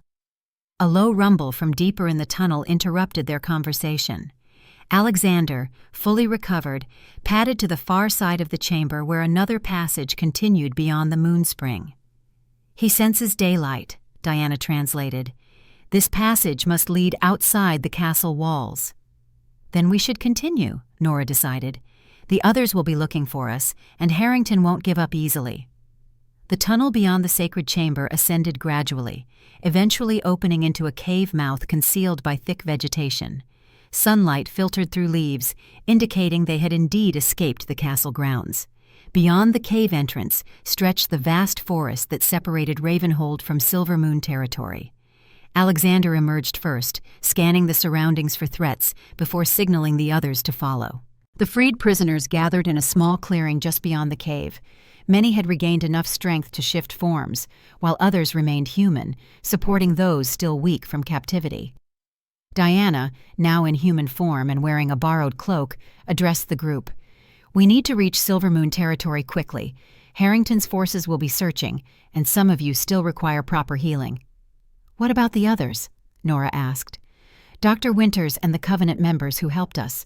They're still in danger." "My brother's first responsibility is to his pack," Diana replied, though her expression showed she understood Nora's concern. "Once our people are safe, we can consider how to help your human allies." Alexander, who had been keeping watch at the forest's edge, suddenly returned to the group. His massive wolf form blurred and shifted, the transformation fluid and seamless now that the poison had been purged from his system. Standing before them was the man Nora had glimpsed briefly in the trial chamber, tall and powerfully built, with dark hair streaked with silver and piercing amber eyes. Scars from the silver chains remained visible on his wrists, but otherwise he appeared fully recovered. "The Moonspring's waters have temporary effects," he said, his deep voice carrying authority without needing to be raised. "Those most severely poisoned will need further treatment once we reach Silver Moon." His gaze met Nora's, and the bond between them pulsed with renewed strength. "You saved many lives today, including mine. Silver Moon is in your debt." "I didn't do it for debt or gratitude," Nora replied. "I did it because it was right." A slight smile touched Alexander's lips. "And that is why the lunar pendant chose you." He turned to address the entire group. "We move north through the deep forest. Those who can shift should do so. You'll travel faster and leave fewer tracks. Those in human form will be carried or supported as needed." As the group prepared to depart, Nora felt a sudden chill run through her body. The pendant at her throat grew cold against her skin, and through her bond with Alexander, she sensed immediate concern. "Sophia," she whispered, the realization striking like lightning. "My sister. She's in danger." Alexander was at her side instantly. "What do you sense?" "Harrington knows about me now," Nora explained, her voice tight with fear. "He'll seek leverage. Sophia is alone in Westridge with no protection." Diana joined them, her expression grave. "If Harrington connects you to the lunar bloodline, he won't just use your sister as leverage. He'll experiment on her as he did with the others." "I have to go back," Nora said firmly. "I can't leave her unprotected." "Westridge is in the opposite direction from our sanctuary," Diana pointed out, "and Harrington will have soldiers watching all roads and settlements." Alexander considered for a moment before making a decision. "Diana, lead our people home through the deep forest. I will accompany Nora to Westridge." "Brother, you're still the primary target, and best equipped to protect her," Alexander countered. "The bond between us strengthens both our abilities. Together, we stand the best chance of retrieving her sister safely." Diana clearly wanted to argue further, but recognized the determination in her brother's stance. "Very well, but take Gabriel with you. He knows the western forest paths better than anyone." Alexander nodded. "Send word to the borderland packs. We'll need their eyes and ears if Harrington's forces move against civilian settlements." Gabriel proved to be a lean, weathered man with sharp eyes and silent movements. He approached Alexander respectfully, but with the easy confidence of a trusted lieutenant. "We travel to Westridge," Alexander informed him. "The healer's sister is in danger." Gabriel nodded, requiring no further explanation. "The western paths remain largely unwatched. We can reach the settlement by nightfall if we move quickly." As the main group prepared to head northward toward Silvermoon territory, Nora felt a mix of emotions: concern for her sister, uncertainty about the path ahead, and a growing awareness of her connection to Alexander. The bond between them had evolved beyond the initial healing link, becoming something more complex and profound. Elder Celine approached before they departed, placing weathered hands on Nora's shoulders.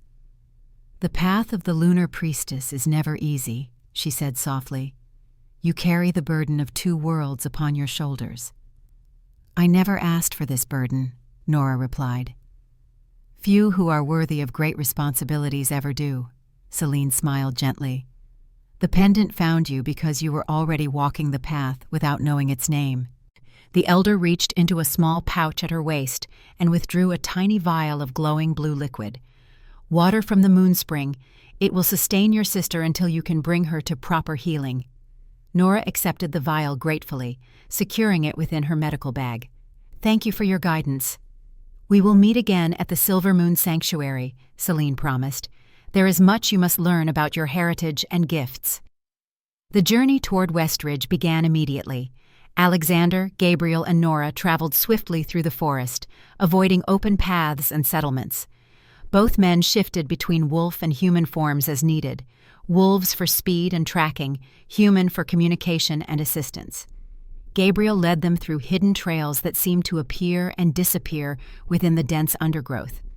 "Border runners have used these paths for generations," he explained during one brief rest. "When the official crossings were closed after the purge, those with family on both sides found other ways."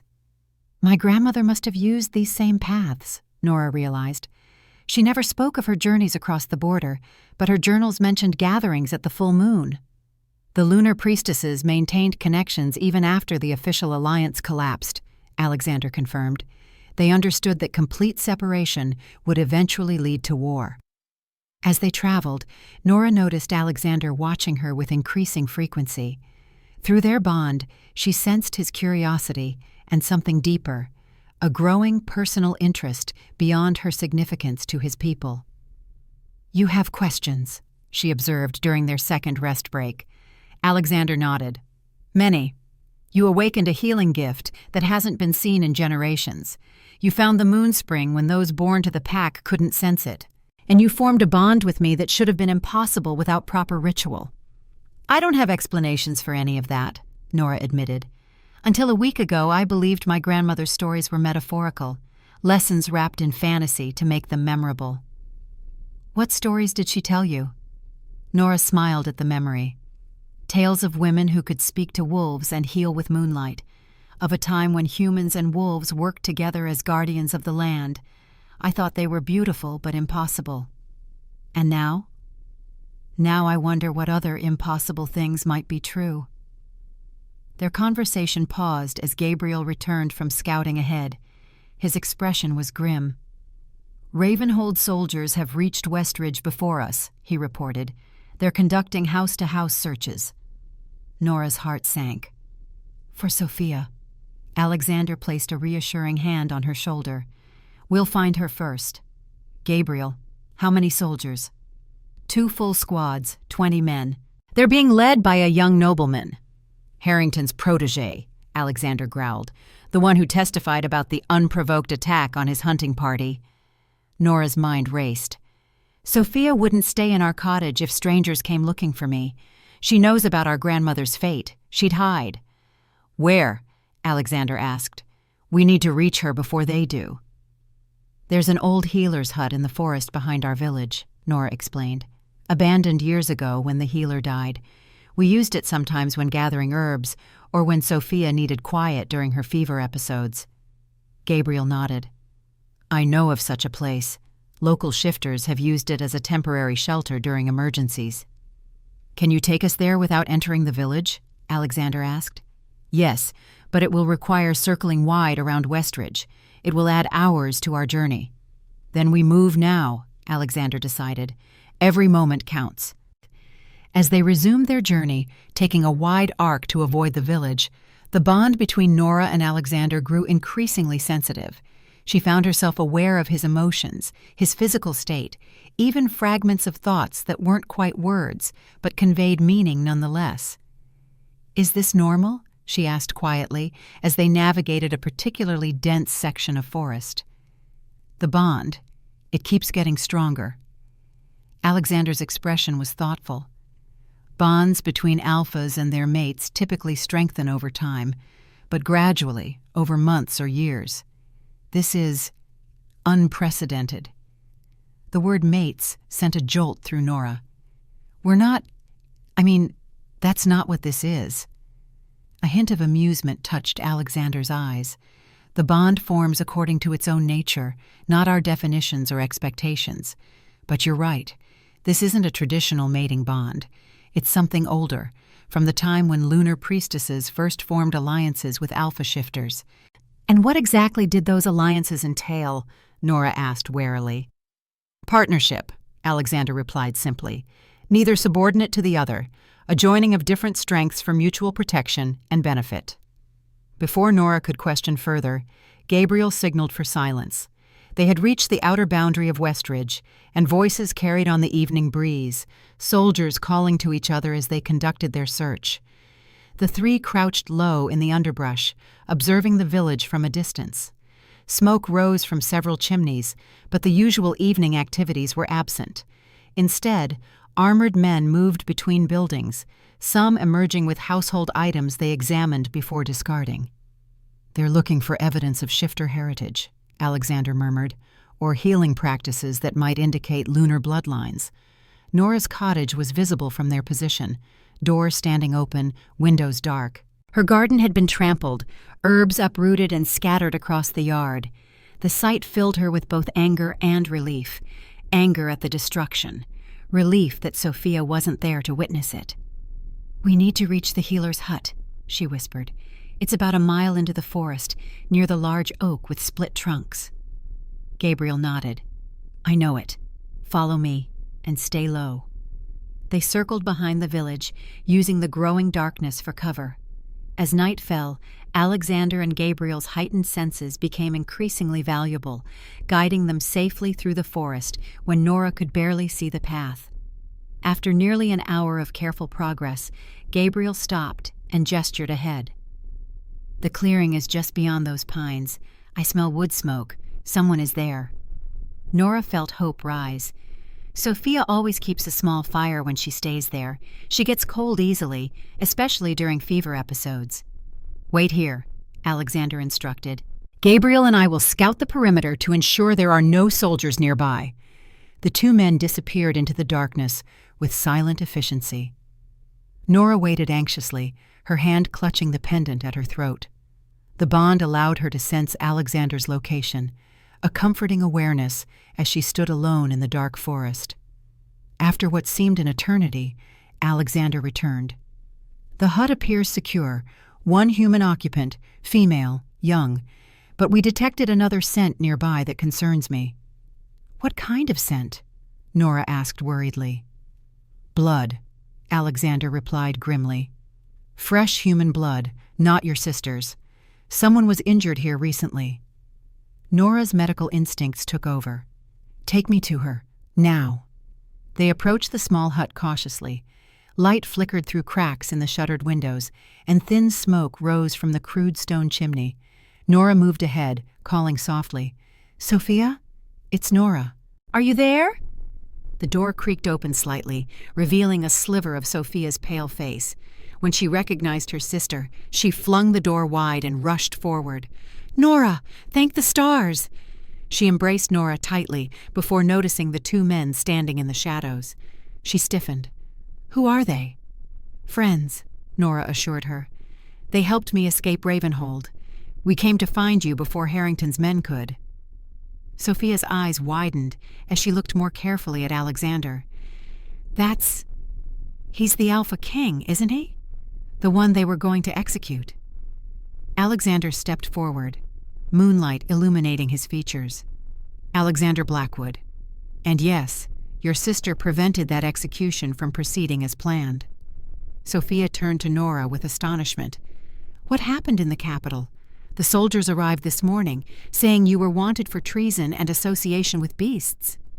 "It's a long story," Nora replied, guiding her sister back toward the hut. "But first, Alexander mentioned blood. Are you injured? Or is someone else here?" Sophia's expression grew troubled. "You'd better come inside." The interior of the healer's hut was small but well maintained. A fire burned in the stone hearth, and bundles of dried herbs hung from the rafters.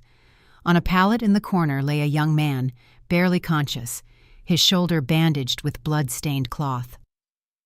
"I found him in the forest yesterday," Sophia explained. "He was running from soldiers. Said they attacked without provocation when he admitted his grandmother was from Silvermoon." Nora knelt beside the injured man, examining the wound carefully. "Sword cut, deep but clean. You've done well treating it, Sophia." Gabriel moved closer, sniffing subtly. "He has shifter blood, but diluted. Probably 2 or 3 generations removed." "The soldiers are arresting anyone with suspected shifter heritage," Sophia confirmed. "They came to our cottage looking for both of us. I heard them say that all those with tainted blood were to be taken to Ravenhold for processing." Alexander's expression darkened. "Harrington is accelerating his plans. With his laboratory exposed, he's moving to direct action." Nora opened her medical bag, retrieving clean bandages and herbal mixtures. As she worked on the young man's wound, she felt the now familiar warmth flowing through her hands. Golden light suffused the injury, knitting damaged tissues and cleansing infection. Sophia gasped. "Nora, how are you doing that?" "Another long story," Nora replied, continuing her work. "But it seems grandmother's stories weren't just stories after all." As the healing light faded, the young man's eyes fluttered open. He looked at Nora with wonder, then terror as he noticed Alexander and Gabriel. "Peace," Alexander said softly. "We're not here to harm you." You're the Alpha King," the young man whispered. Alexander nodded. "And you are?" "Tomas. My grandmother was Alara of the Eastern Ridge Pack." Gabriel straightened. "Alara was a respected healer before the Purge. She disappeared rather than submit to execution." "She married a human and concealed her nature," Tomas explained. "Taught her daughters to do the same, but somehow they found out about our heritage." "Harrington has records," Nora realized. "Genealogies tracking bloodlines. That's how he identified potential targets." Sophia sat heavily on a nearby stool. "What do we do now? The village is crawling with soldiers. They'll find this place eventually." "We leave immediately," Alexander decided. "All of us. Silvermoon territory is 3 days' journey at a human pace, but with shifts carrying those who cannot transform, we can make it in less than 2. "Silvermoon?" Sophia's voice held equal parts fear and wonder. "The forbidden territory?" "No longer forbidden to you," Alexander replied gravely. "In fact, it may be the only safe place for those with mixed heritage, now that Harrington has revealed his true intentions." Nora knelt before her sister, taking her hands. "I know this is overwhelming, but I've seen what Harrington plans for people like us. The pendant grandmother gave me. It's more than a family heirloom. It marks us as descendants of the lunar priestesses." The women in the stories? The ones who could speak to wolves and heal with moonlight? Sophia's eyes widened as understanding dawned. They were real? We're really— Yes, Nora confirmed. And that heritage puts us in danger here, but it makes us valuable allies in Silvermoon. Sophia glanced at Alexander, who stood respectfully apart, giving the sisters space for this revelation. And him? What is he to you? Nora touched the pendant at her throat, feeling the bond pulse in response. An ally, a connection to a world we never knew existed, and possibly the key to understanding what we were born to become. Gabriel, who had been keeping watch at the window, suddenly tensed. Torches approaching from the village, at least a dozen men. Alexander moved swiftly to the door. They've found us. We need to leave now. Tomas can't travel in his condition, Sophia protested. I can shift, Tomas said weakly, attempting to sit up. Not fully, but enough to move faster than human. Nora helped him stand, supporting his weight. Sophia, gather only what we absolutely need. We travel light and fast. As they prepared to depart, Alexander placed a hand on Nora's shoulder. Through their bond, she felt his determination mixed with something that felt surprisingly like protectiveness. Stay close to me, he said quietly. The bond will help me shield you if necessary. Nora nodded, surprised by how natural it felt to trust this man she barely knew. And I'll help you if you're injured. That's how partnerships work, isn't it? A smile touched Alexander's lips. So the lunar priestess remembers the old ways after all. With soldiers approaching and the future uncertain, they slipped into the forest darkness, two worlds converging through ancient bloodlines and newly forged bonds, heading toward a destiny neither had anticipated, but both were increasingly prepared to embrace. Dawn broke over the ancient forest in ribbons of gold and amber, filtering through the dense canopy to touch the small group moving swiftly beneath. 3 days of relentless travel had brought Nora, Sophia, Alexander, Gabriel, and Tomas to the edge of Silvermoon territory, a boundary marked not by walls or guards, but by a subtle shift in the forest itself. The trees grew taller here, their trunks wider and more gnarled with age. Moss carpeted the forest floor in patterns that seemed almost deliberate, and the air carried a different scent, wilder, more ancient, touched by magic long forgotten in the human realm. Nora felt the change as soon as they crossed the invisible line. The pendant at her throat warmed against her skin, and through her bond with Alexander, she sensed his relief at returning to his homeland. "Welcome to Silvermoon," Alexander said, pausing at the crest of a small rise. "We've entered the outer reaches. The central settlement lies another half-day's journey ahead." Sophia gazed around in wonder. It's not at all what the stories claim. I expected something more primitive. Alexander smiled slightly. Ravenhold's propaganda serves its purpose well. They portray us as mindless beasts living in caves and hunting humans for sport. The reality is considerably more complex, Gabriel added, helping Tomas navigate the uneven terrain.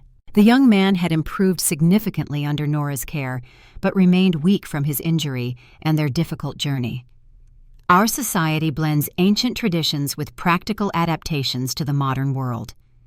They continued forward, Alexander setting a pace that balanced urgency with consideration for their human companions' endurance. As they traveled deeper into Silvermoon territory, Nora noticed subtle signs of habitation, carefully tended plants among the wild growth, occasional carved symbols on trees, and once a small shrine nestled between massive roots, adorned with offerings of forest flowers. These markers honor the forest spirits and guide packmates through the territory, Alexander explained when he caught her examining a carved spiral on an ancient oak. Each pattern carries meaning, warnings of danger, indications of resources, or simply reminders of our history.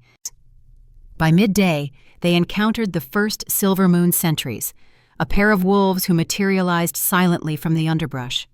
Upon recognizing Alexander, they shifted smoothly into human form, a young woman and an older man, both dressed in practical leather and wool clothing that blended with the forest. Alpha King, the man greeted with a respectful bow. Your sister reached the central settlement yesterday with news of your escape and the human healer's role. His gaze shifted curiously to Nora, then to Sophia and Tomas.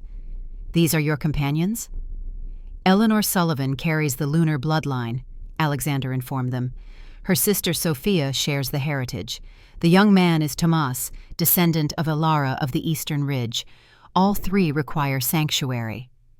The sentry's expressions registered surprise, followed by something approaching reverence when they noticed Nora's crescent pendant. "The lunar one," the woman whispered. "Elder Celine spoke of your coming." Nora shifted uncomfortably under their gaze. "I'm simply a healer who wishes to help both our peoples." Alexander placed a steadying hand on her shoulder. "News travels swiftly through the pack bonds. I suspect our arrival is already known to the council elders." Indeed, as they approached the Silver Moon settlement, Nora saw evidence of preparation. Nestled within a natural valley protected by steep, forested hills, the central village revealed itself gradually. First a curl of smoke from hidden hearths, then glimpses of structures built in harmony with the surrounding forest. Unlike human settlements that cleared land for construction, Silver Moon's buildings incorporated living trees and natural features, creating a community that seemed to grow from the forest itself. A gathering awaited them at the village entrance, a mixture of wolf shifters in both human and wolf forms. Diana stood at their center, flanked by several older individuals whose bearing suggested authority. Among them, Nora recognized Elder Celine, who had escaped with the first group from Ravenhold's dungeons. "Brother," Diana stepped forward, embracing Alexander with evident relief. "When we received word of soldiers pursuing you, I feared the worst." "It would take more than Harrington's men to prevent my return," Alexander assured her, though Nora sensed through their bond that the journey had taxed him more than he revealed publicly. Diana turned to Nora with a warm smile. "Lunar Healer, we welcome you to Silver Moon, and your companions as well." She gestured to the gathered council. "The elders have convened to hear your account of Ravenhold's crimes and discuss the implications for our people." "First, these three need rest and nourishment," Alexander stated firmly, "particularly Tomas, who was wounded while fleeing Harrington's soldiers." Elder Celine stepped forward. "The healing lodge is prepared, Alpha King. I will personally tend to their needs while you address the council's immediate concerns."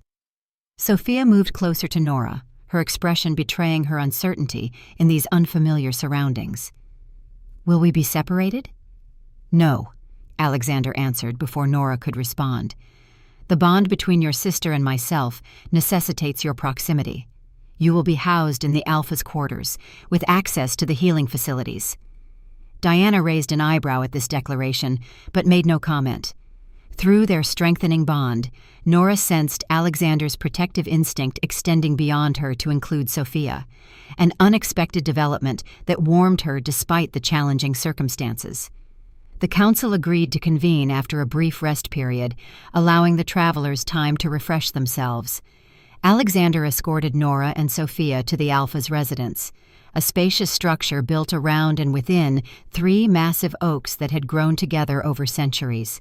Interior walls of polished wood curved organically between the living trunks, while skylights crafted from amber-tinted glass filtered sunlight into the rooms.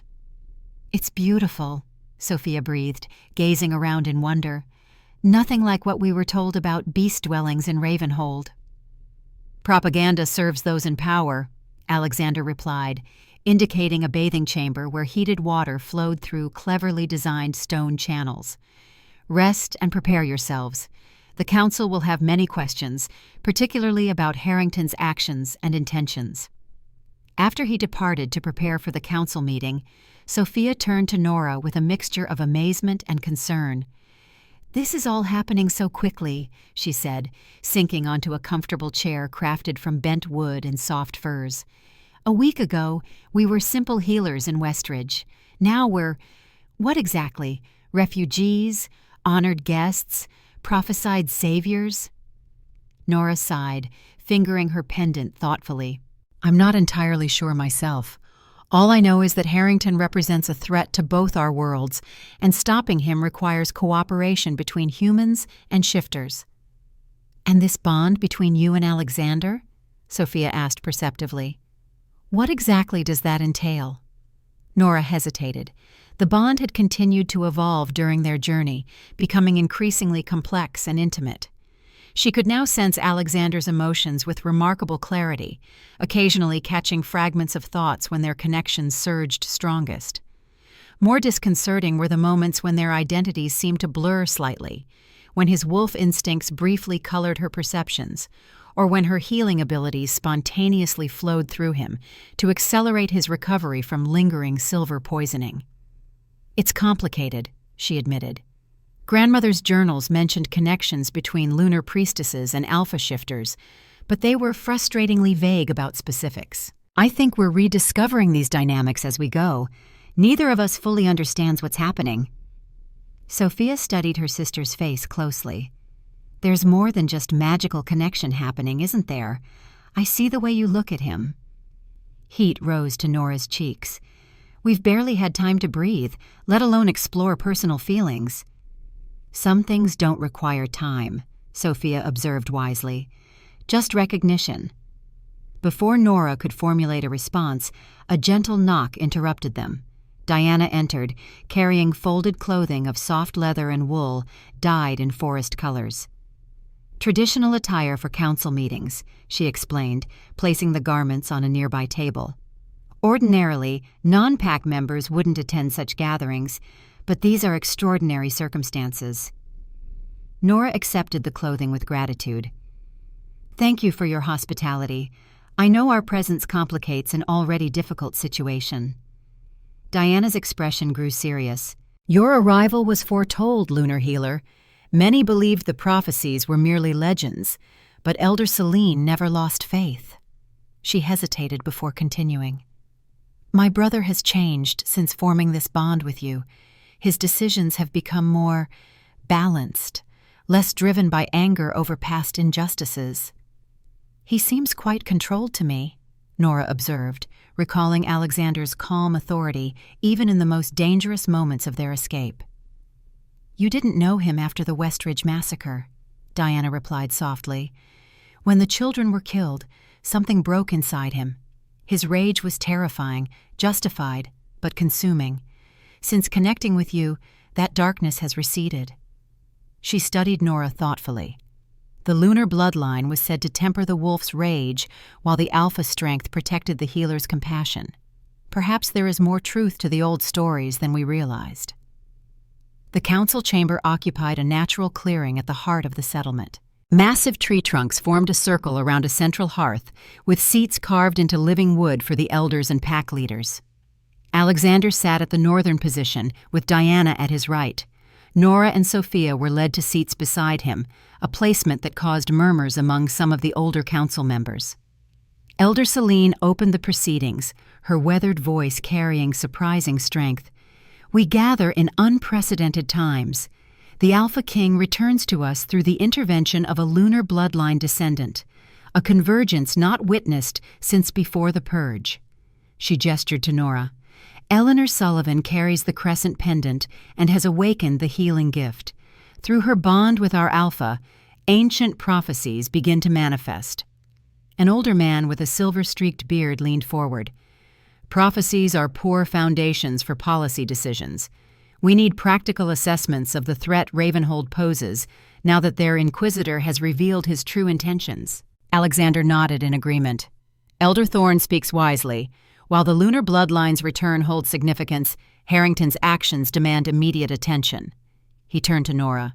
Would you share what you witnessed in Ravenhold's dungeons? Nora stood, conscious of all eyes upon her. She described Harrington's laboratory in detail, the caged prisoners, the experimental records, the systematic development of moonbane poison designed specifically to target shifter physiology. She explained how the poison affected those with mixed heritage differently than full-blooded shifters, suggesting Harrington had refined it through extensive testing on captured victims. The journal we discovered detailed his ultimate plan, she concluded grimly.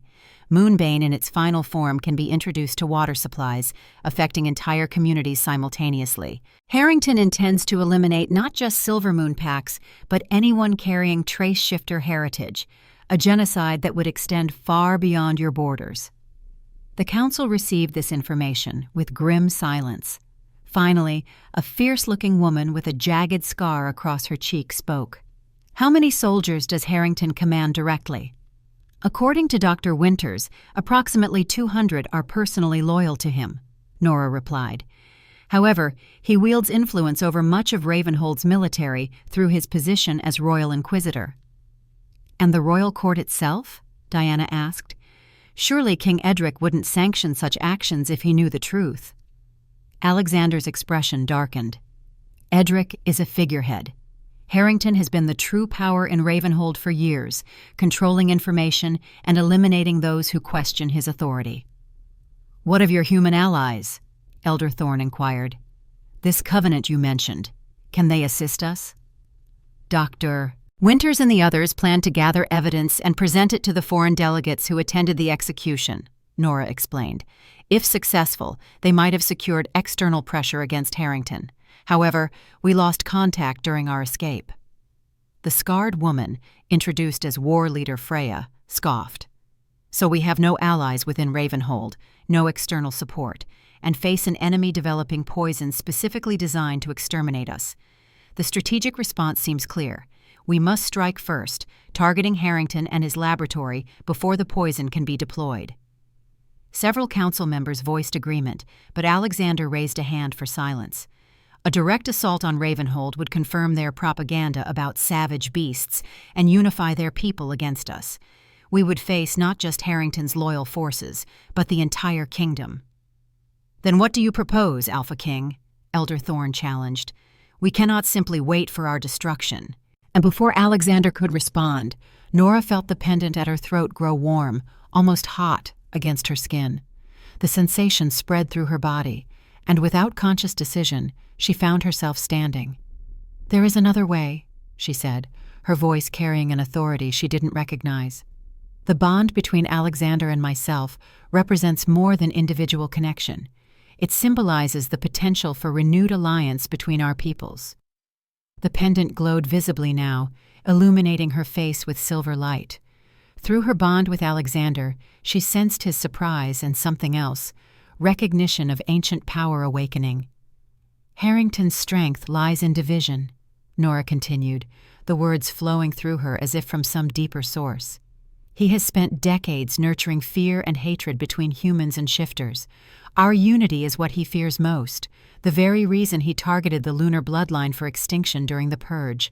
She moved to the center of the council circle, the pendant's light expanding to cast her shadow across the gathered leaders. "I propose we revive the original alliance, not through political negotiation, but through the ancient ritual that bound our ancestors in common purpose." Elder Selene rose shakily to her feet, her eyes wide. "The Moonfire Covenant. It hasn't been performed in generations." "What is this ritual?"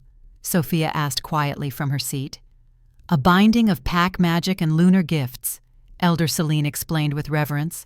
"In the days before the separation, it created a protective web connecting human settlements and shifter territories.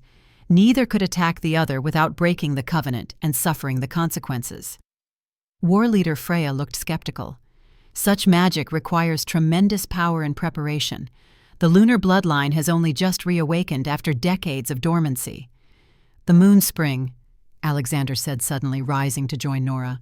"Its waters accelerated my healing and purged the moonbane from those most severely affected. Perhaps it could amplify the lunar gift sufficiently for the ritual." Elder Selene nodded slowly. "It's possible. The spring's power has grown during the years of separation, as if gathering strength for this moment." "Even if the ritual succeeds," Elder Thorne pointed out, "we would need human participants representing Ravenhold. Who among them would stand with us?" "The Covenant members," Nora replied confidently, "and others in Ravenhold who remember the old ways." Dr. Winters spoke of a network extending beyond the capital. Through their bond, Alexander sensed Nora's absolute conviction. This wasn't merely hope or desperation speaking. Something fundamental had awakened within her, accessing knowledge and purpose beyond her conscious understanding. "I support this proposal," he declared, his voice resonating through the chamber. "We will prepare for the Moonfire Covenant ritual while gathering intelligence on Harrington's current activities." Diana stood as well. "I will coordinate with our border scouts and any human allies we can contact. If Harrington moves against us before the ritual can be completed, we must be prepared." The council debated further details, but the essential decision had been made. As the meeting concluded, Alexander guided Nora away from the curious stares of the council members, leading her to a quiet glade beyond the settlement's edge. The pendant's glow had faded, but Nora still felt strangely energized, as if currents of power continued flowing through her. "What happened back there?" she asked, her voice unsteady. "I spoke words I didn't consciously know, proposed a ritual I've never heard of." Alexander studied her with a mixture of wonder and concern. "The lunar gift includes more than healing. Your grandmother's journals mentioned this, yes?" Nora nodded. "She wrote of memories in the blood, knowledge passed through generations that could emerge in times of need. I thought it was metaphorical." "Far from it," Alexander replied, gently touching the pendant at her throat. "The lunar priestesses preserved their wisdom in objects of power and in bloodline memory. What you experienced was that ancient knowledge surfacing. It was disconcerting to have my body speak words my mind didn't formulate," Nora admitted. "Yet you didn't fight it," Alexander observed. "You trusted the process." "I trusted the intention behind it," Nora corrected. "I sensed no malice or deception, only urgent purpose." Alexander smiled slightly. "That discernment itself is part of the gift. The lunar bloodline carries not just power, but wisdom to guide its use." His expression grew serious again. "The ritual you proposed, the Moonfire Covenant, it was indeed the foundation of the original alliance, but historical records suggest it requires significant sacrifice from both parties." "What kind of sacrifice?" Nora asked warily. "The texts aren't specific, only warning that blood and spirit must be freely given to forge the covenant." Before they could discuss further, Gabriel appeared at the edge of the glade, his expression grim. "Alpha King, border scouts have returned with troubling news. Ravenhold forces are mobilizing along the western boundary, far more than simple patrols." Alexander straightened immediately. "How many?" "At least 5 companies, with supply wagons suggesting extended deployment. They're establishing forward camps within strike distance of 3 pack territories." "Harrington moves faster than anticipated," Alexander growled, his eyes flashing with amber fire. "We must accelerate our preparations." Nora felt cold dread settle in her stomach. "He's planning to test Moonbane on a larger scale." "Gather the council immediately," Alexander instructed Gabriel, "and send our swiftest runners to the western packs with evacuation orders." As Gabriel departed, Alexander turned back to Nora. "The ritual you proposed may be our only chance to prevent widespread slaughter. How quickly can you prepare?" The pendant warmed against her skin, as if responding to the urgency of the situation. "I need to consult with Elder Celine about the specific requirements. And Sophia, her blood carries the same heritage. She might strengthen the ritual." "Do what you must," Alexander agreed. "I will coordinate our defensive strategy should the ritual fail or come too late." Over the next 24 hours, Silvermoon transformed from peaceful settlement to war camp. Warriors trained in open clearings while healers prepared medicines and bandages. Families with young children were relocated to deeper forest strongholds, while scouts maintained constant vigilance along the borders. Meanwhile, Nora and Sophia immersed themselves in preparation for the Moonfire Covenant ritual. Under Elder Celine's guidance, they studied ancient texts preserved from before the Purge, scrolls written in a language neither recognized yet somehow understood when the pendant glowed with silver light. "The ritual requires 5 human participants of lunar descent," Elder Celine explained as they examined a faded diagram showing figures arranged around a central fire. "Traditionally, these would be trained priestesses, but..." But I'm the only confirmed bloodline carrier, along with Sophia, Nora finished grimly. We're too short of the minimum. Perhaps not, Sophia interjected. Tomas carries the blood of Alara. That's 3. And what about others with mixed heritage rescued from Harrington's dungeons? Elder Celine nodded thoughtfully. Several showed signs of dormant gifts. With the moon spring's amplification, they might serve the ritual's purpose. The moon spring itself required preparation. Located in a sacred cave beneath the ancient heart tree of Silver Moon territory, its waters needed purification through specific ceremonies performed at moonrise and moonset. Alexander participated in these rites alongside Nora, their bond serving as a conduit for power between shifter magic and lunar gifts. During one such ceremony, as they knelt on opposite sides of the glowing pool, Nora felt the bond between them pulse with unprecedented strength. Images flashed through her mind, not her memories or Alexander's, but visions of the past. She saw the original Moonfire Covenant being formed centuries ago, a circle of silver-haired priestesses joining hands with massive wolf shifters around a flame that burned with supernatural intensity. "You see it too," Alexander whispered across the water, his amber eyes reflecting the spring's luminescence. Nora nodded. "The first covenant. They bound their lives to the pact. That's the sacrifice the texts mentioned." "Not death," Alexander clarified, understanding flowing between them through the bond, "but commitment beyond individual life. The priestesses and alphas who performed the ritual bound their bloodlines for generations, creating the heritage we now carry. And we must renew that commitment," Nora realized. "That's what the ritual requires, pledging not just ourselves, but our future descendants to maintaining the covenant." The implications settled between them, a commitment that transcended personal choice, extending to children yet unborn. Through their bond, Nora sensed Alexander's complex emotions regarding this revelation, his sense of duty as Alpha King balanced against his respect for personal autonomy. "I would never ask you to make such a commitment without full understanding and free choice," he said finally. "The ritual requires willing participation, not coerced sacrifice." Nora touched the pendant thoughtfully. "My grandmother knew what she was preserving when she passed this to me. She understood that someday the choice would come." She met Alexander's gaze steadily. "I already chose this path when I intervened in your execution. Every step since has confirmed that decision."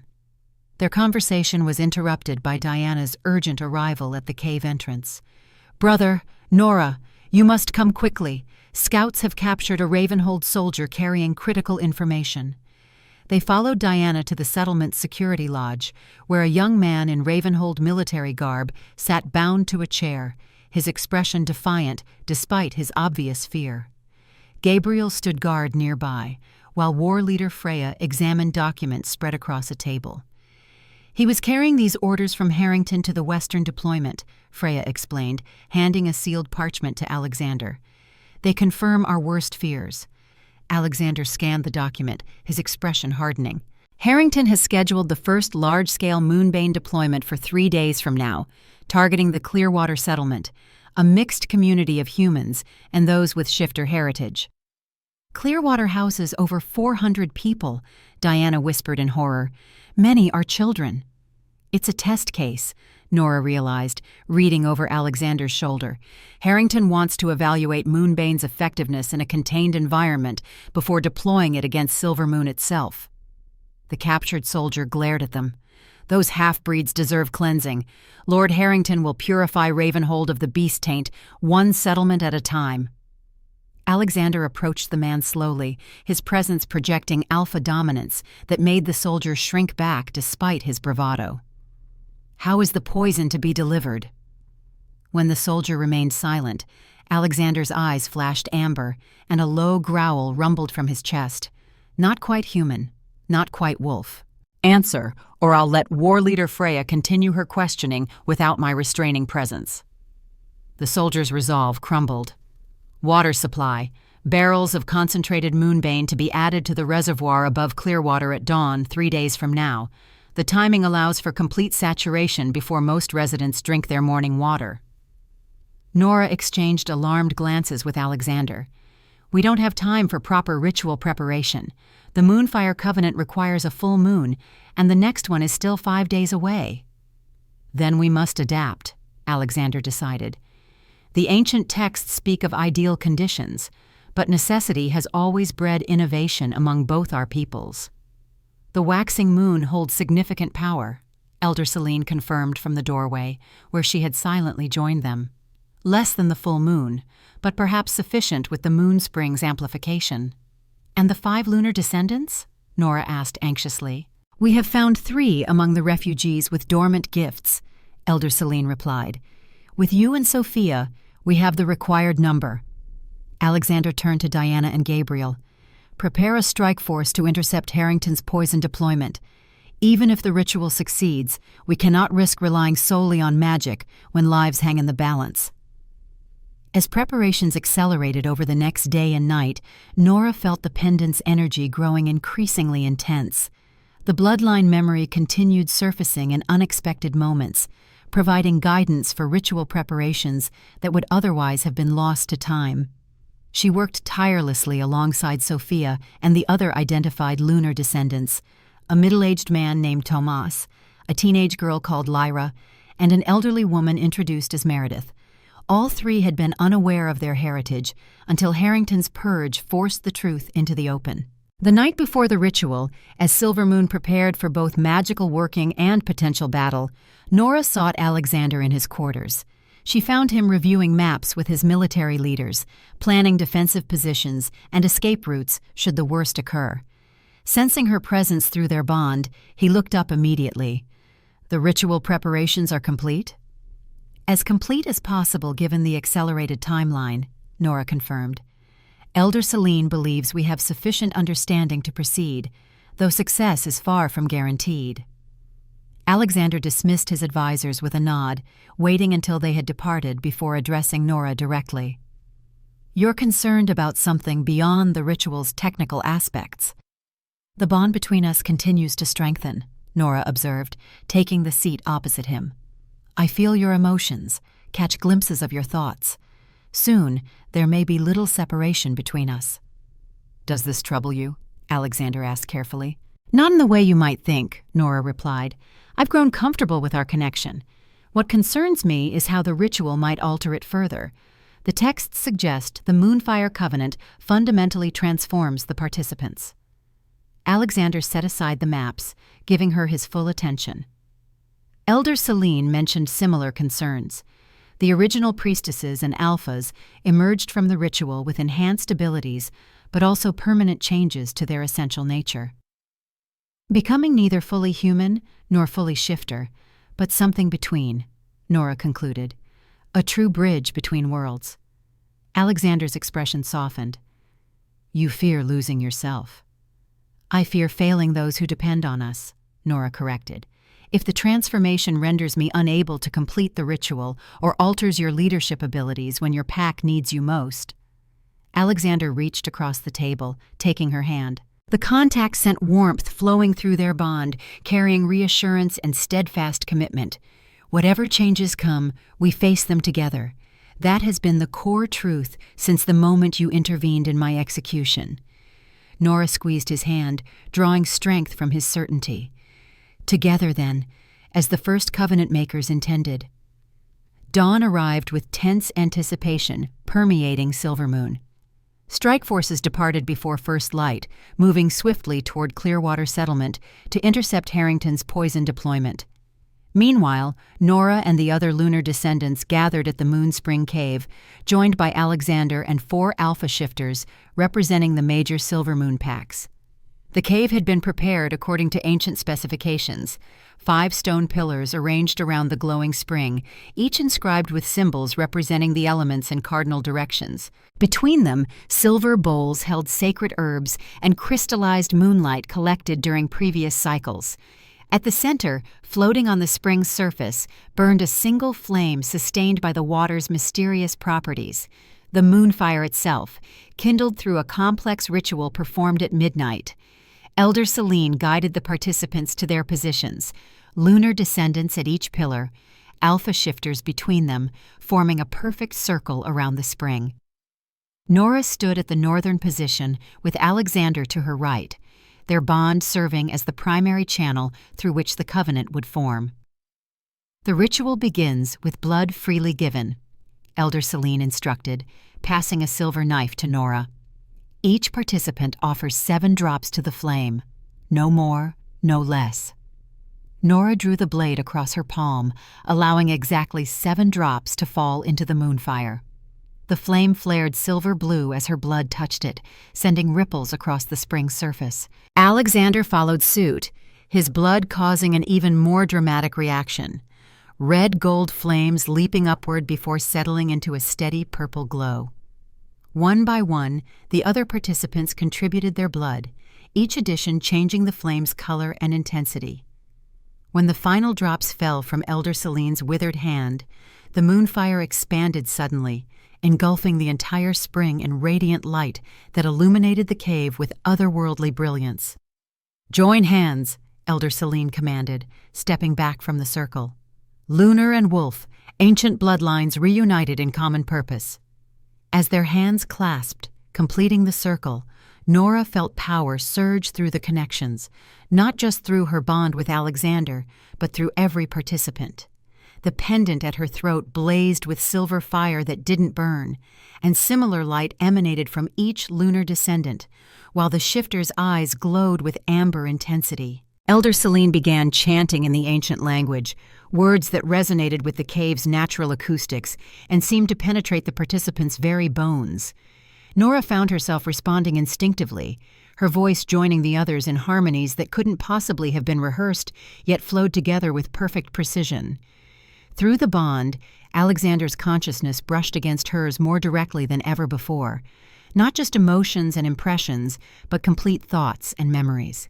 She witnessed his childhood in Silvermoon, felt his anguish during the West Ridge massacre, experienced his determination to protect his people at any cost. Similarly, she sensed him witnessing her memories, her grandmother's execution, years of hiding her true nature, the moment she first realized her healing gift was more than herbal knowledge. The exchange accelerated, expanding beyond their individual lives to include ancestral memories carried in their blood. Nora saw the original's covenant formation, the peaceful decades that followed, the tragic misunderstandings that led to the Moonfall Purge. Alexander experienced the lunar priestesses' desperate efforts to preserve their bloodlines and knowledge against systematic extermination. As the chanting reached crescendo, the moonfire erupted upward in a column of radiant energy that pierced the cave ceiling without disturbing the physical stone. Nora felt the power flowing through her body change from external force to internal transformation, cells and tissues restructuring at fundamental levels, her very DNA responding to ancient patterns encoded in the ritual. Through their bond, she sensed Alexander undergoing similar transformation, his wolf nature and human aspects finding new balance, neither dominating but harmonizing in unprecedented ways. The ritual's climax arrived with stunning suddenness, the moonfire expanding outward from the spring to envelop all participants in brilliant light that obscured individual forms. For one transcendent moment, Nora ceased to exist as a separate entity, her consciousness merging with Alexander's and briefly touching all participants in perfect unity of purpose. In that unified state, they directed the Covenant's power outward, establishing an invisible network that spread rapidly beyond the cave, beyond Silvermoon territory, reaching toward Clearwater settlement and beyond to all communities where humans and shifters lived in proximity. The network manifested as silver blue threads in their shared vision, connecting protected areas in a complex web anchored by the moon spring's power. As suddenly as it had expanded, the moonfire contracted, drawing back into the spring and leaving the participants gasping in its wake. Nora found herself kneeling at the spring's edge, still clasping Alexander's hand with supernatural strength. The others had similarly collapsed, overwhelmed by the ritual's intensity. "It is done," Elder Celine whispered, her voice filled with wonder. "The Moonfire Covenant is renewed." Nora looked up at Alexander, seeing him clearly despite the cave's returned dimness. His features had subtly altered, still recognizably himself, but with an ethereal quality that hadn't existed before. His amber eyes now contained flecks of silver that caught what little light remained. "Your eyes," he said softly, reaching to touch her face with gentle wonder. "They've changed." Nora had no mirror, but through their enhanced bond, she caught his perception of her. Her green eyes now illuminated from within by amber light, her hair streaked with silver that hadn't come from age. Most significantly, the crescent pendant had transformed, its silver substance seemingly absorbed into her skin, leaving a luminescent crescent mark at the base of her throat. "We've both changed," she replied, her voice carrying new resonance that echoed slightly in the cave. The texts spoke truth, neither fully human nor fully shifter, but something between. Before they could explore these changes further, Gabriel burst into the cave, his expression urgent despite his evident awe at the power still lingering in the air. "The Covenant manifested at Clearwater," he reported breathlessly. "Our strike force witnessed it. When Harrington's men attempted to poison the reservoir, a barrier of silver-blue light prevented them from approaching the water. The poison they carried crystallized into harmless salt upon contact with the barrier." Relief flooded through the participants, their exhaustion momentarily forgotten. The ritual had succeeded in its immediate purpose, protecting vulnerable communities from moonbane. "And Harrington?" Alexander asked, rising to his feet with Nora beside him. "He wasn't present for the deployment," Gabriel replied, "but news of the failure will reach him swiftly. Our scouts report unusual activity at Ravenhold Castle. It appears he's gathering his most loyal forces for some significant action." "He won't surrender his ambitions easily," Nora observed, feeling the Covenant's power still flowing through her transformed body. "This protection frustrates his plans, but doesn't eliminate the threat he represents." Alexander nodded grimly. "The final confrontation approaches. Harrington will attempt to strike at the Covenant's source, here, at the Moon Spring." "Then we prepare to receive him," Nora declared, her voice carrying the authority of her newly established position. Not just healer or lunar descendant, but Covenant keeper, bridge between worlds. As they emerged from the cave into daylight, Silvermoon's residents gathered, instantly recognizing the transformation in their Alpha King and the woman beside him. Whispers spread rapidly, Lunar Queen and Covenant renewed, as people bowed respectfully. Alexander and Nora stood together on the threshold between underground sanctuary and forest realm, their transformed natures visible to all. Through their completed bond, they shared perfect understanding of what lay ahead, challenges and dangers, certainly, but also the promise of restored balance between human innovation and shifter wisdom, between civilization and wilderness, between the world as it was and the world as it could be.